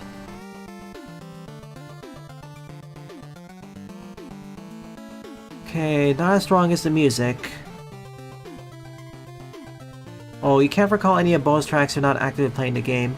So pretty much most, if not all, most of the tracks there are more ambient pieces that add to the mood of the situation or scenario environment, but don't really like stand out for themselves. And sound design is, I guess, passable. Now as for the gameplay mechanics, everything their base moveset upgrades feels highly responsive, fun to use, and that's where the actual fun of the game lies. Speedrunning and aerial stuff.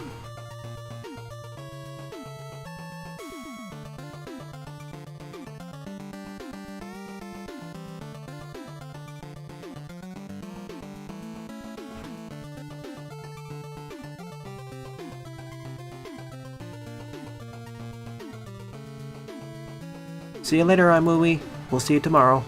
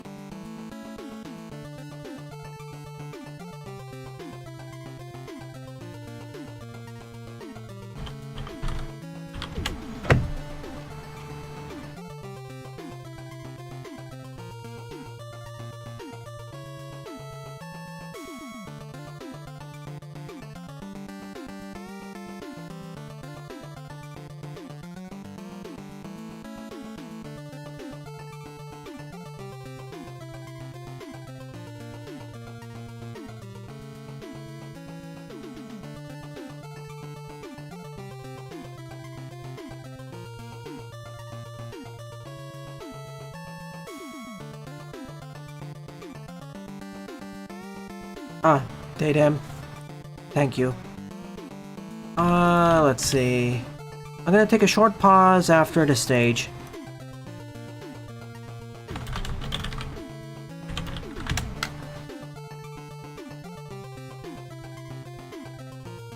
Ninth up is Rainforest Caves by the Indominizer with 11 play score 5.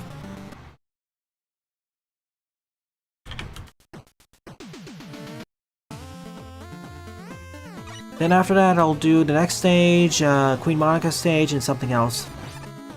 FYI, this is going to be the only stream for today. Tomorrow I'll have 2 streams. First one will be Partners in Time. Second one in the evening will be for the final indie game I want to cover for the year. Key game.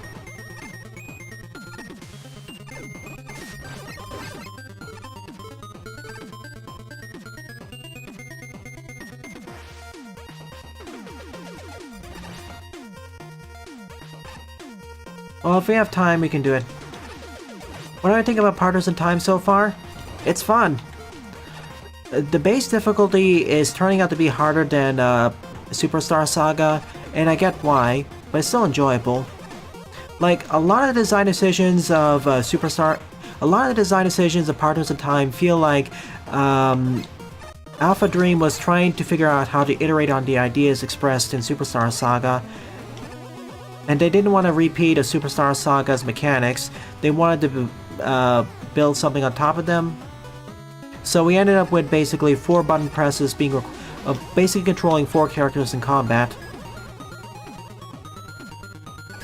So we have more mechanical complexity in the operation for skill, but that also means the difficulty curve goes up a bit faster.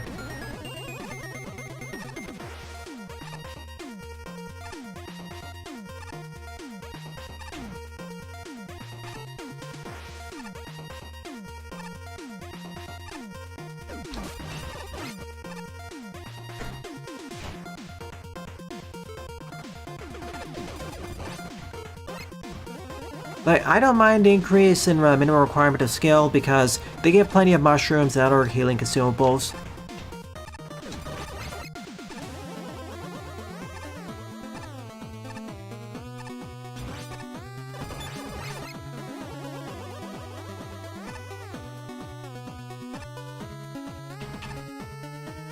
Oh yeah, I'm also playing on the version 1.1 revision, I believe. Not the version 1.0 version. If that makes a difference.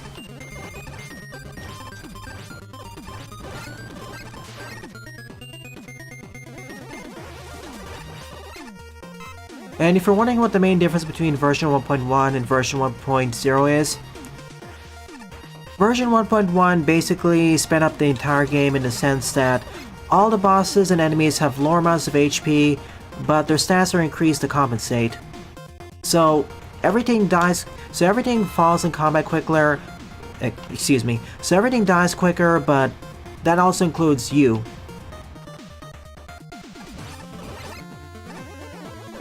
Or to put it another way, everything got attack buffs. And HP nerfs.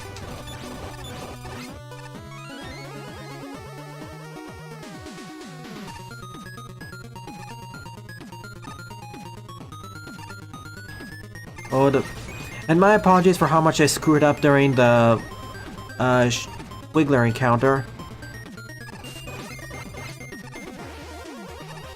That was more my bad than the game's. That was basically my wake-up call for the game that I need to actually lock in and actually pay attention to my specials. Hey, Woodman.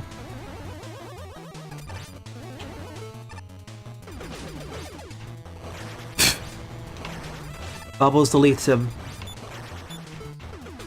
Deleted. I like how the fire doesn't actually delete his shield, but the water does.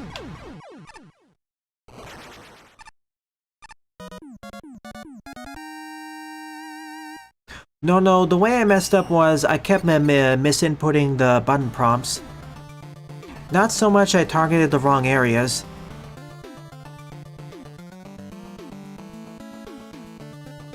Like, if I actually... That's why I kind of botched the cannonball maneuver several times. I didn't press the right button prompts, nor did I do it in the correct timing. Decent level overall.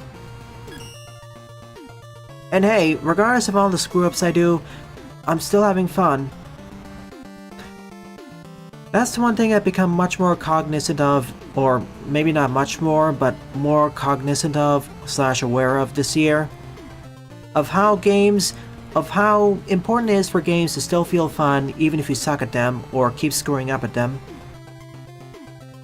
Like, I feel games should be fun not only when you're winning, but also when you're, I guess, losing. Like, the best games are always fun regardless of whether you're winning or losing, I suppose. Like, don't get me wrong, I was still winning, I didn't game over yet.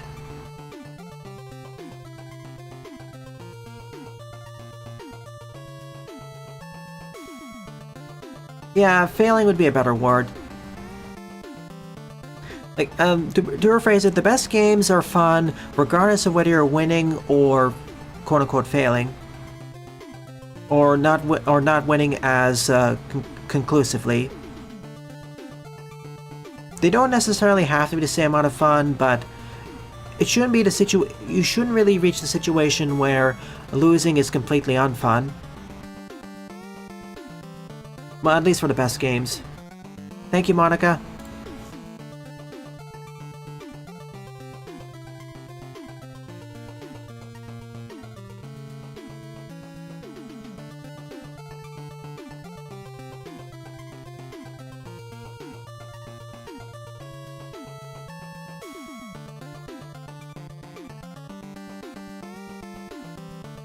Can you send the level ID for level 8, Monica? I'll be back in about 5 minutes.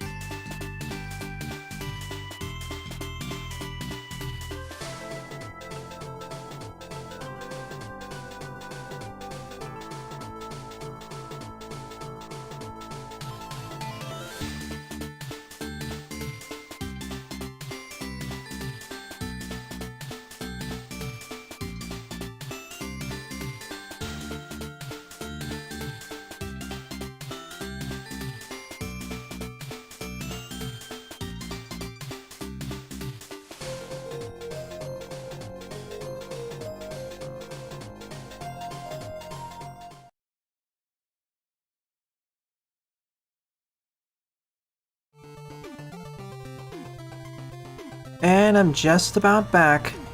You are listening to the Genesis remix of Commander Yanmark stage from Mega Man X6. This was done by Woodfrog.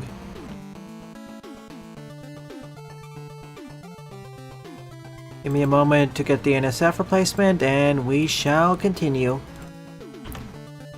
Well, two things really. NSF replacement and of course trying to figure out what the ID is.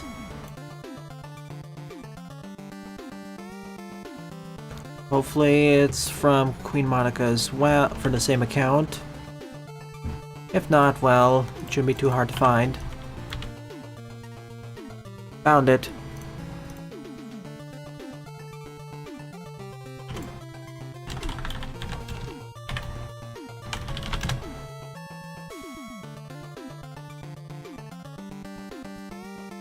We are back. Even though 06 needs a break from 06 sometimes.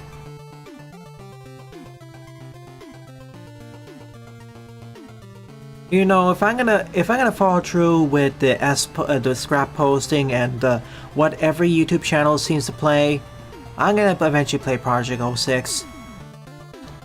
I mean, it seems to be a trend on YouTube or YouTubers that almost every single LPer is gonna eventually play Super Mario World, the original Super Mario Brothers, and I can't recall the other game, but those three, and of course 06.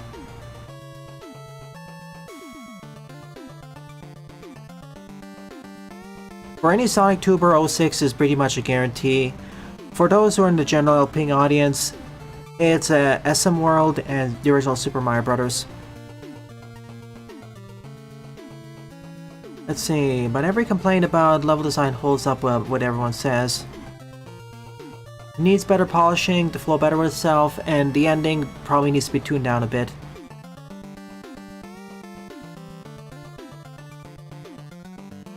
How did they do it? More time, polish, and feedback. It always surprises me how... What is his name again? I don't want to screw it up.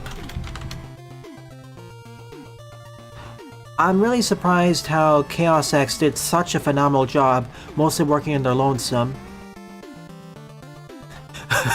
Crazy coming from a person who basically didn't play 06 for the majority of Project 06's development.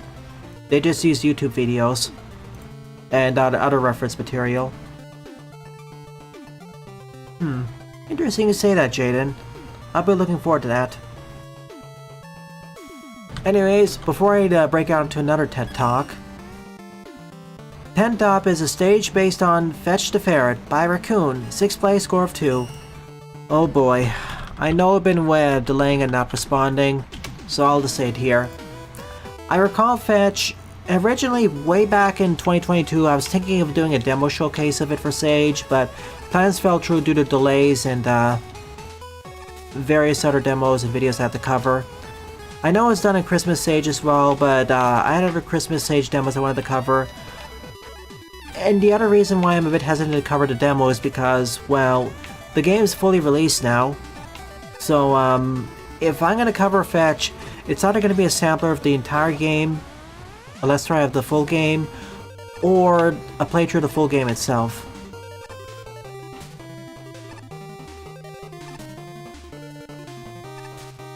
So once again, my apologies for kind of ghosting you on that front. It's not that I dislike Fetch or ignore its existence, it's just that I have so many other things on my plate that's been building up. Plus, Fetch is fully released now, so I don't want to just do a sampler of the demo itself now. I want to do the part of the full game.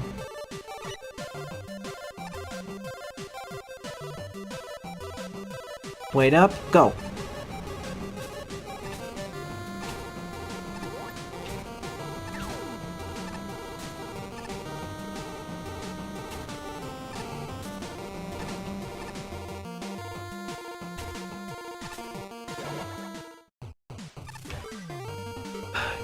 It's not that I exactly forgot about it, it's just I have so much on my plate between this and the other years. Like, another co-op Let's Play is coming up fairly soon, too. In early January. And with the, basically, at least 100 or 200 plus, key games in queue, it's kind of difficult to get everything in show.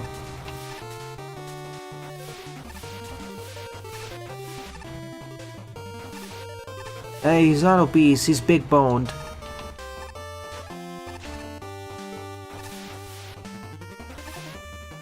Oh yeah, Fetch with Rough Man. That was classic.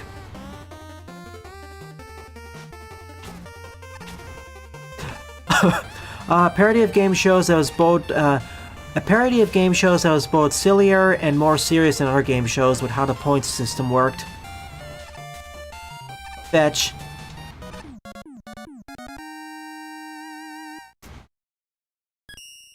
Now, bosses can either be Borderlands Souls-like hard or particularly cheesable. Ooh. So yeah, I may get back to Fetch, but I have a lot on my plate, unfortunately.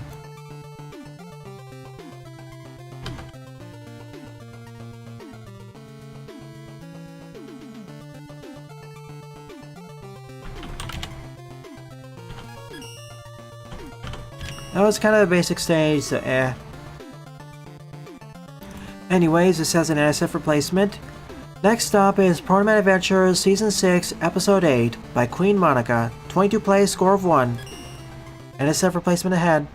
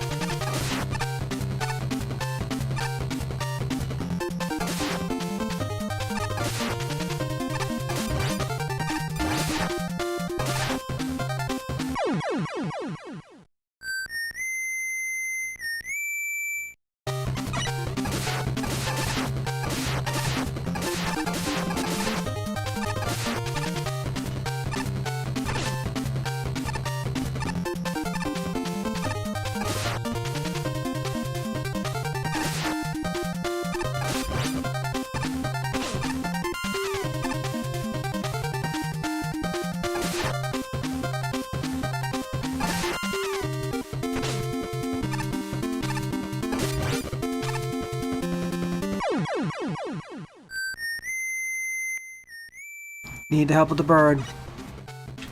One of the funniest moments on Fetch was when the team actually got 0 points for failing a kite challenge, and got 10 conciliatory points afterwards. Like, for a kids game show, that moment was brutal. Like, both hilarious and simultaneously kind of brutal. Congrats, you completely screwed up the challenge. 0 points out of 100.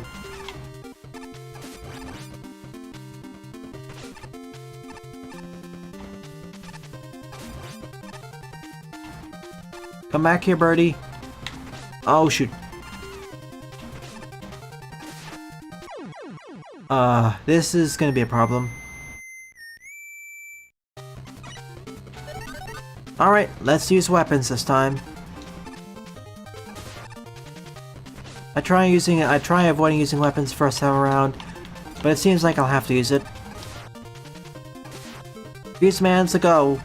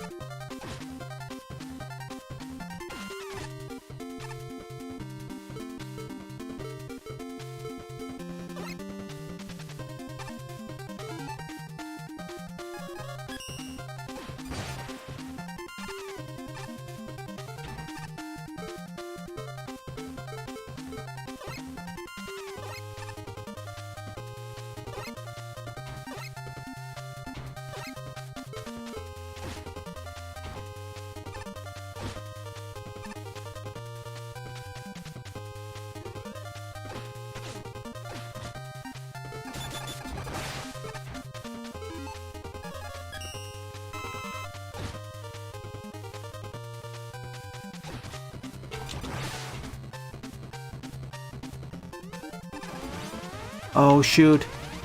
I'm dead.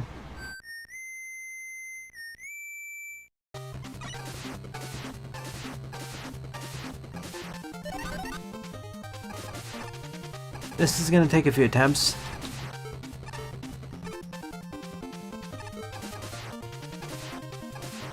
You can only think of 2 bosses that are legitimately fun to fight, while also being difficult. Rest can be cheesed with the jump reset, and the final boss can also be really easy. Oh, that's a little bit unfortunate.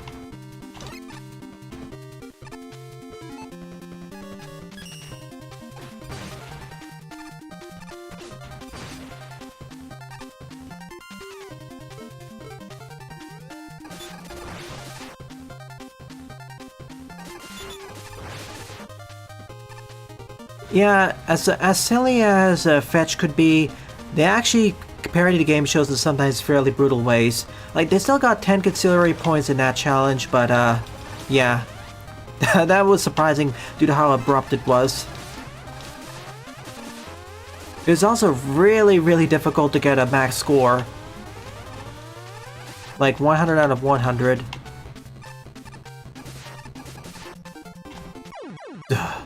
Welp. We're sent back here. Will we ever see the first checkpoint?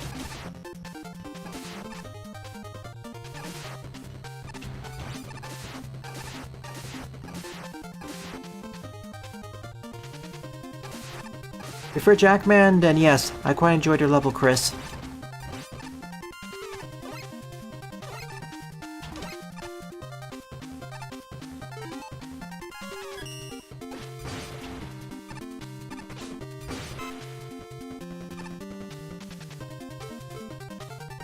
And yes, this is Shatterhand, apparently.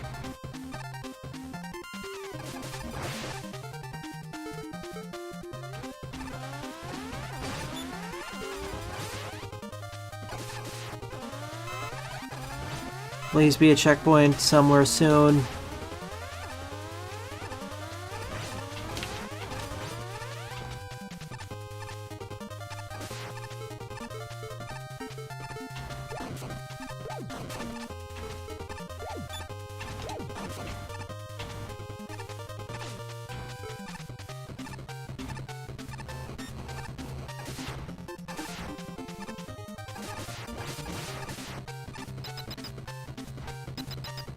Oh, thank goodness.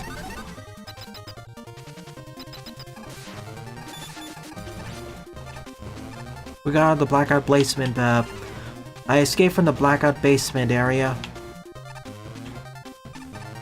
Ooh. Some bosses took over an hour to beat.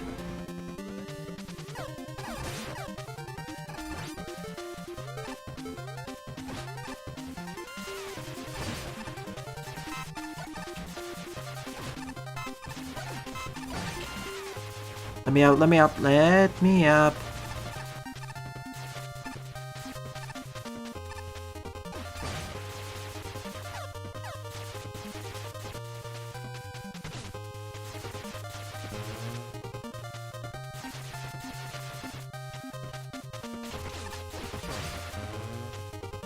That's a neat, this is a neat climbing section.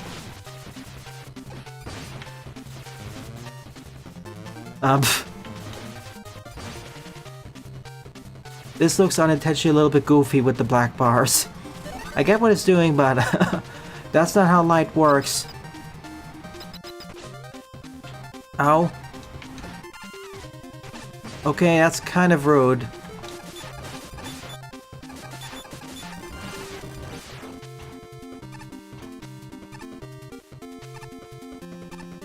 Spawning right on top of that.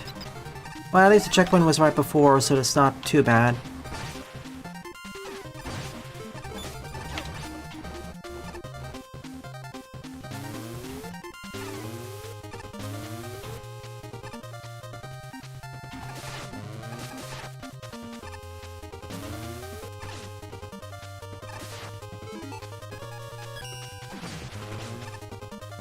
Help. I'm dead. Oh sure, fish, I have time.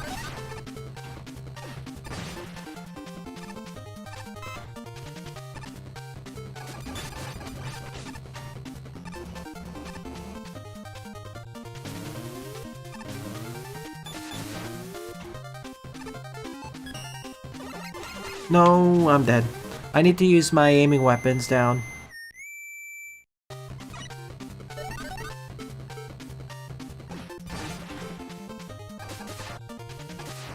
So many bosses were harder than...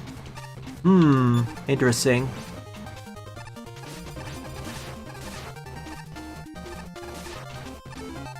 Oh yeah, I was talking about that, Buster. I was saying that the best games are still enjoyable even if you aren't winning. Or to put it another way, the best games are still fun even if you're failing.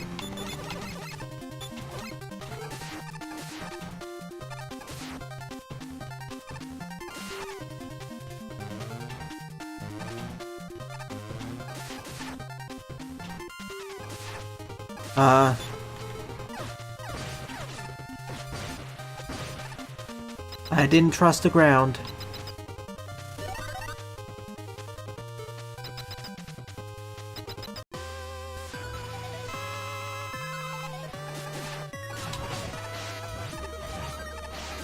Alright, boss fight.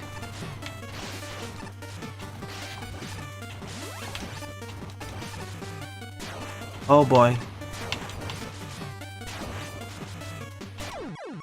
I always like how the critical phase is actually, to me, easier than the base phase. But that is a good point. Not all games have to focus that heavily, but ideally the best games tend to favor that. That was a fun stage. First part was kind of iffy or brutal. After that it became smoother. It's not as straightforward to accomplish though. Like, the way I would make a failing still enjoyable is, well, when I say failing, that's still a broad category. Like, there's also different kinds of failing. So let me define that to be specific. When I say failing, I mean, I know I'm being pedantic here and it seems very obvious. I mean not progressing. Not pushing past the boundaries, progressing further into the game. Like, if there's a boss guarding the end of the stage and you lose to them, I count that as failing. However, there's different kinds in that subcategory. There's like the almost win, where you almost defeat the boss but aren't quite able to crest the hill, either due to a combination of luck, due to a combination of not enough skill, luck, or some other factor.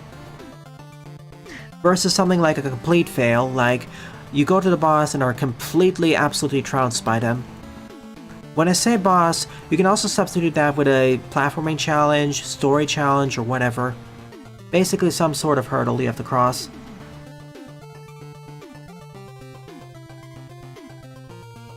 Same thing with on the winning side, or success side. Like, there's a difference between an easy win versus a very hard-fought win.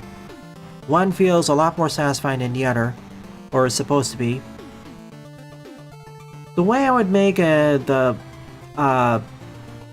failure, quote-unquote failure, more enjoyable is to make the moment-to-moment gameplay fun and polished, keep the game design fair, and actually inform the player what are they doing wrong.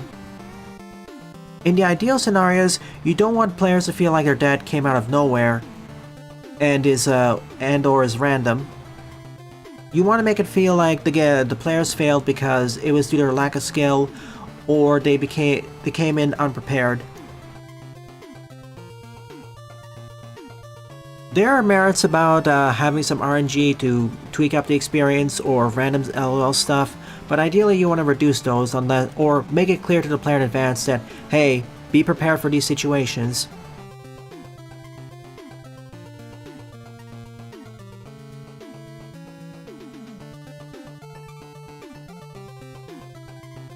Kingdom Hearts 2 does this also pretty well, but eh.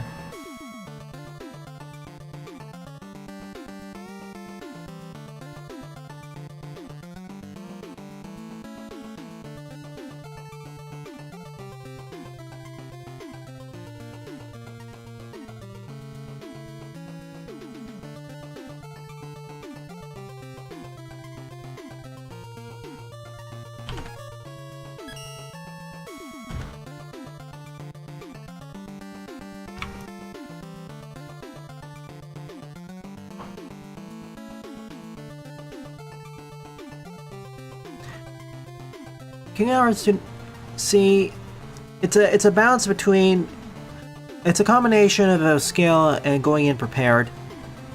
Like, if the game is a forward of what it expects from the player, I'm more forgiving of stuff like quote-unquote random deaths if the game tells you, hey, be careful. And there's some games where you end up being screwed over if you're not prepared enough, or you didn't take the correct preparations. I'm also more okay with them if the game tells you, hey, note these things down, or the game warns in advance about some stuff you should be keeping in mind.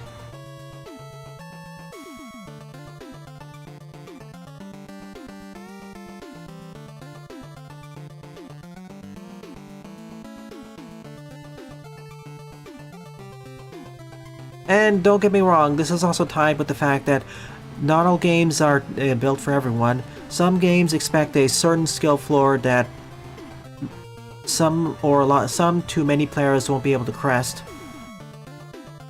Anyways, I'm kind of running low on time, so let's finish off at this stage.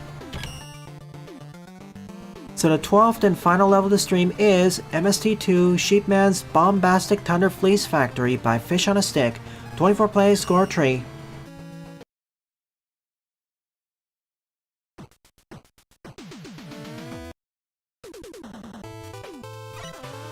Keep in mind, a game doesn't have to have 0 RNG to be fun or feel fair. Even games that have completely no RNG can feel unfair if mechanics or tells or whatever aren't properly communicated to the player. Okay? And vice versa. You can limit it to only 10 elements you're in the bar. Got it.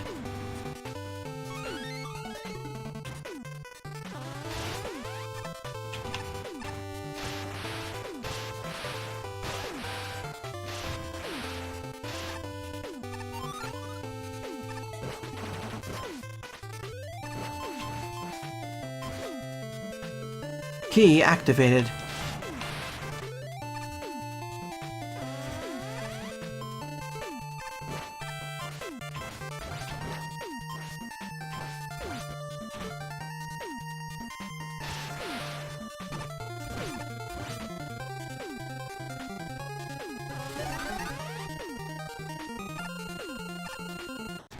Oh shoot, that was my bad for not paying attention.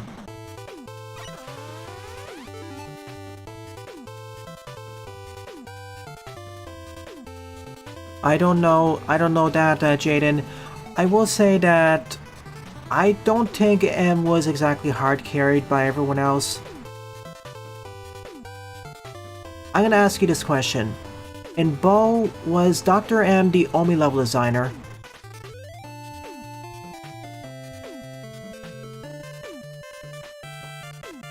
Oh, are you referring to the whole DMCA thing with Dr. M? In that case, I understand.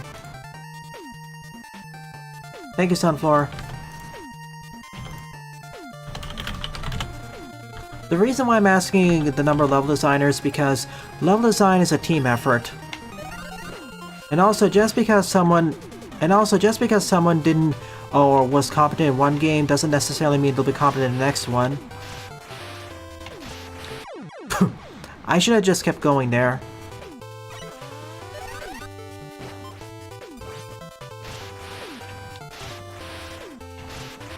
It has to be soon later.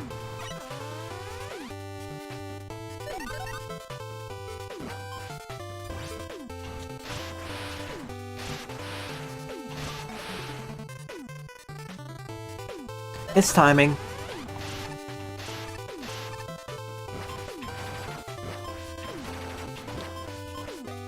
Okay, that's one. Oh. Come on. Yes. It's a neat idea of a stage to limit yourself so heavily to just 10 elements in the favorites bar, not counting those end of stage stuff.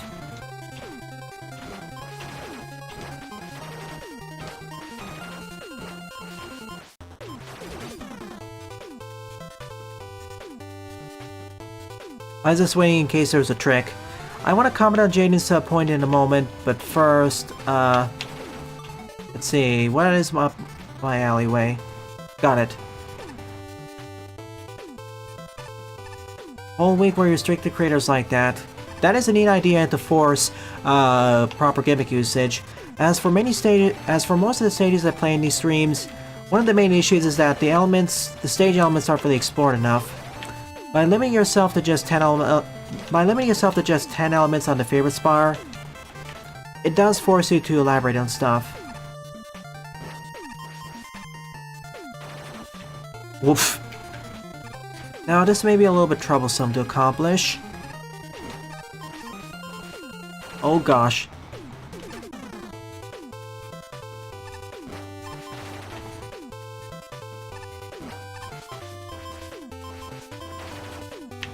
That curve. Oh my gosh.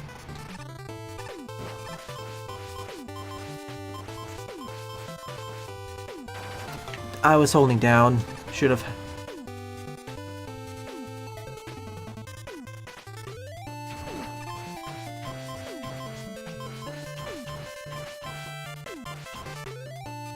Oh, I was so close, but I despawned it.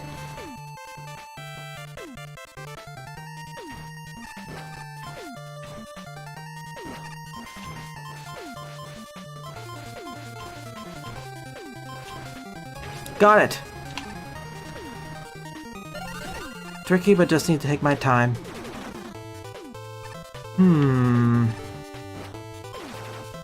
Okay. No? That's that.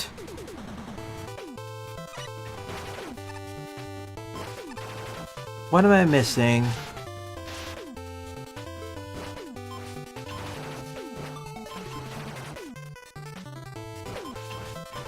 Yeah, I can 180.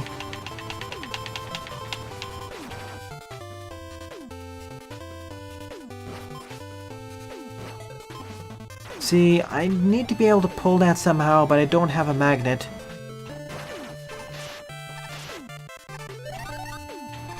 Oh, okay, I didn't even see this block here. That was my bad. That's why I was getting confused of how do I pull it? Okay.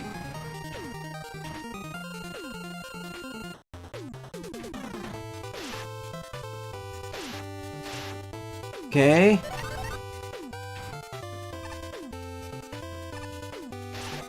So I get one.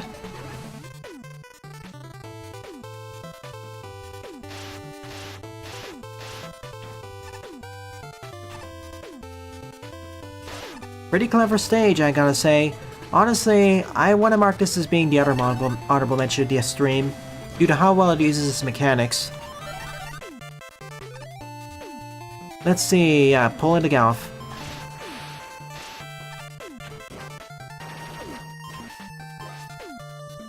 Let me in.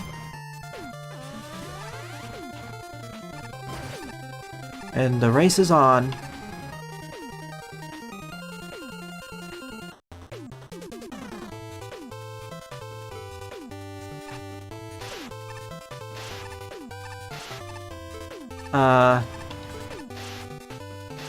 Uh-oh.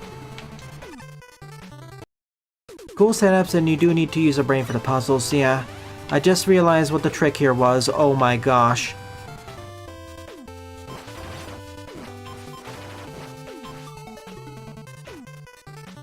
Oh my gosh. I thought this is gonna be a snooze fest, then I realized, oh no. It isn't.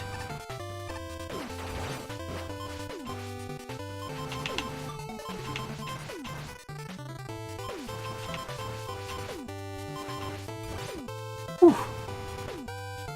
Iteration on the earlier idea.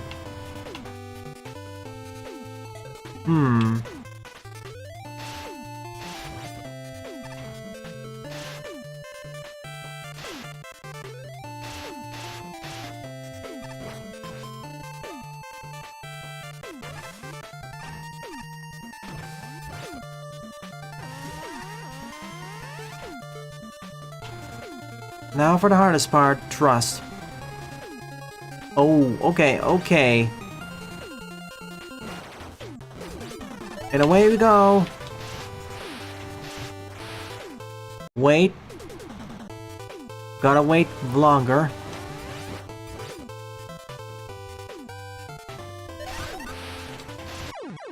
Wait less amount of time. Oh, the previous part was the hard one.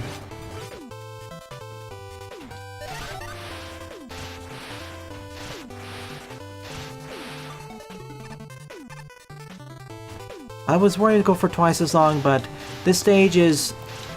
As much as it forces you to stop and think, and there are a few tricky spots, this is something an intermediate skill player could pull off not that more difficultly. Without too much difficulty. Even this is a relatively straightforward timing section. In terms of difficulty, I'd reorder some things, but otherwise, it's a blast.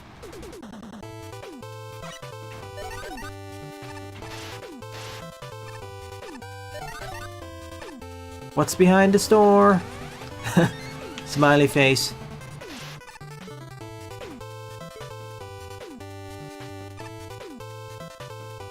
Let's fight the boss and end off the stream.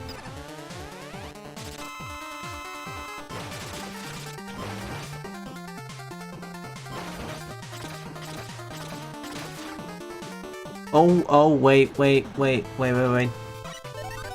Hang on a moment. Yeah, it could be longer. Although this stage has already taken over 6 minutes.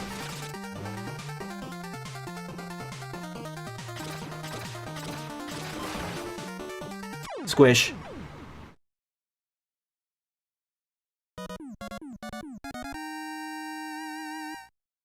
Thank you for saying the stage to me, Fish on a Stick. This was a pretty neat take on these mechanics. Specifically on the Thunderclaw and the Commando Bomb. As I said before, many stages, or most stages I play, kind of struggle with iterating on the mechanics by deliberately limiting yourself to just the stuff in the favorite bar plus a very specific set of ending objects. It forces people, designers, to iterate on that stuff, and you did a fine job. Bravo.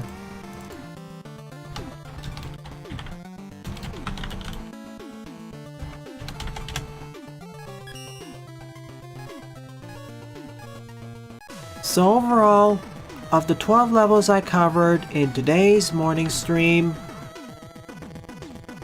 my favorite level would definitely be Toxin G's The Return of Missile Man, with 2 honorable mentions going to Outside the Box by Jackman, aka Sawman, as well as Sheepman's Bombastic Thunderfleece Factory by Fish on a Stick. Good job, E-Tree. And thank you to everyone else who submitted your levels to me. It was really appreciated.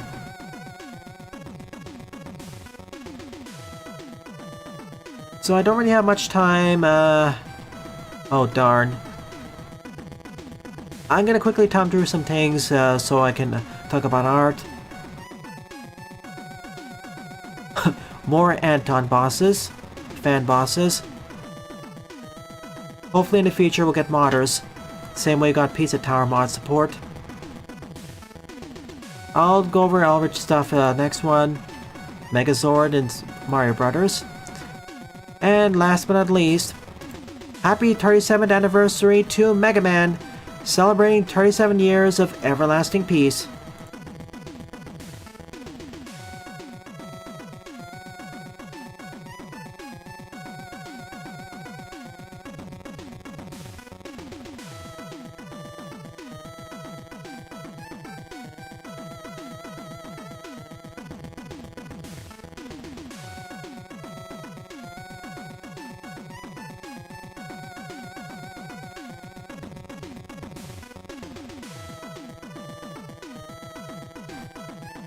In any case, I'll do the rest of the art showcase next week.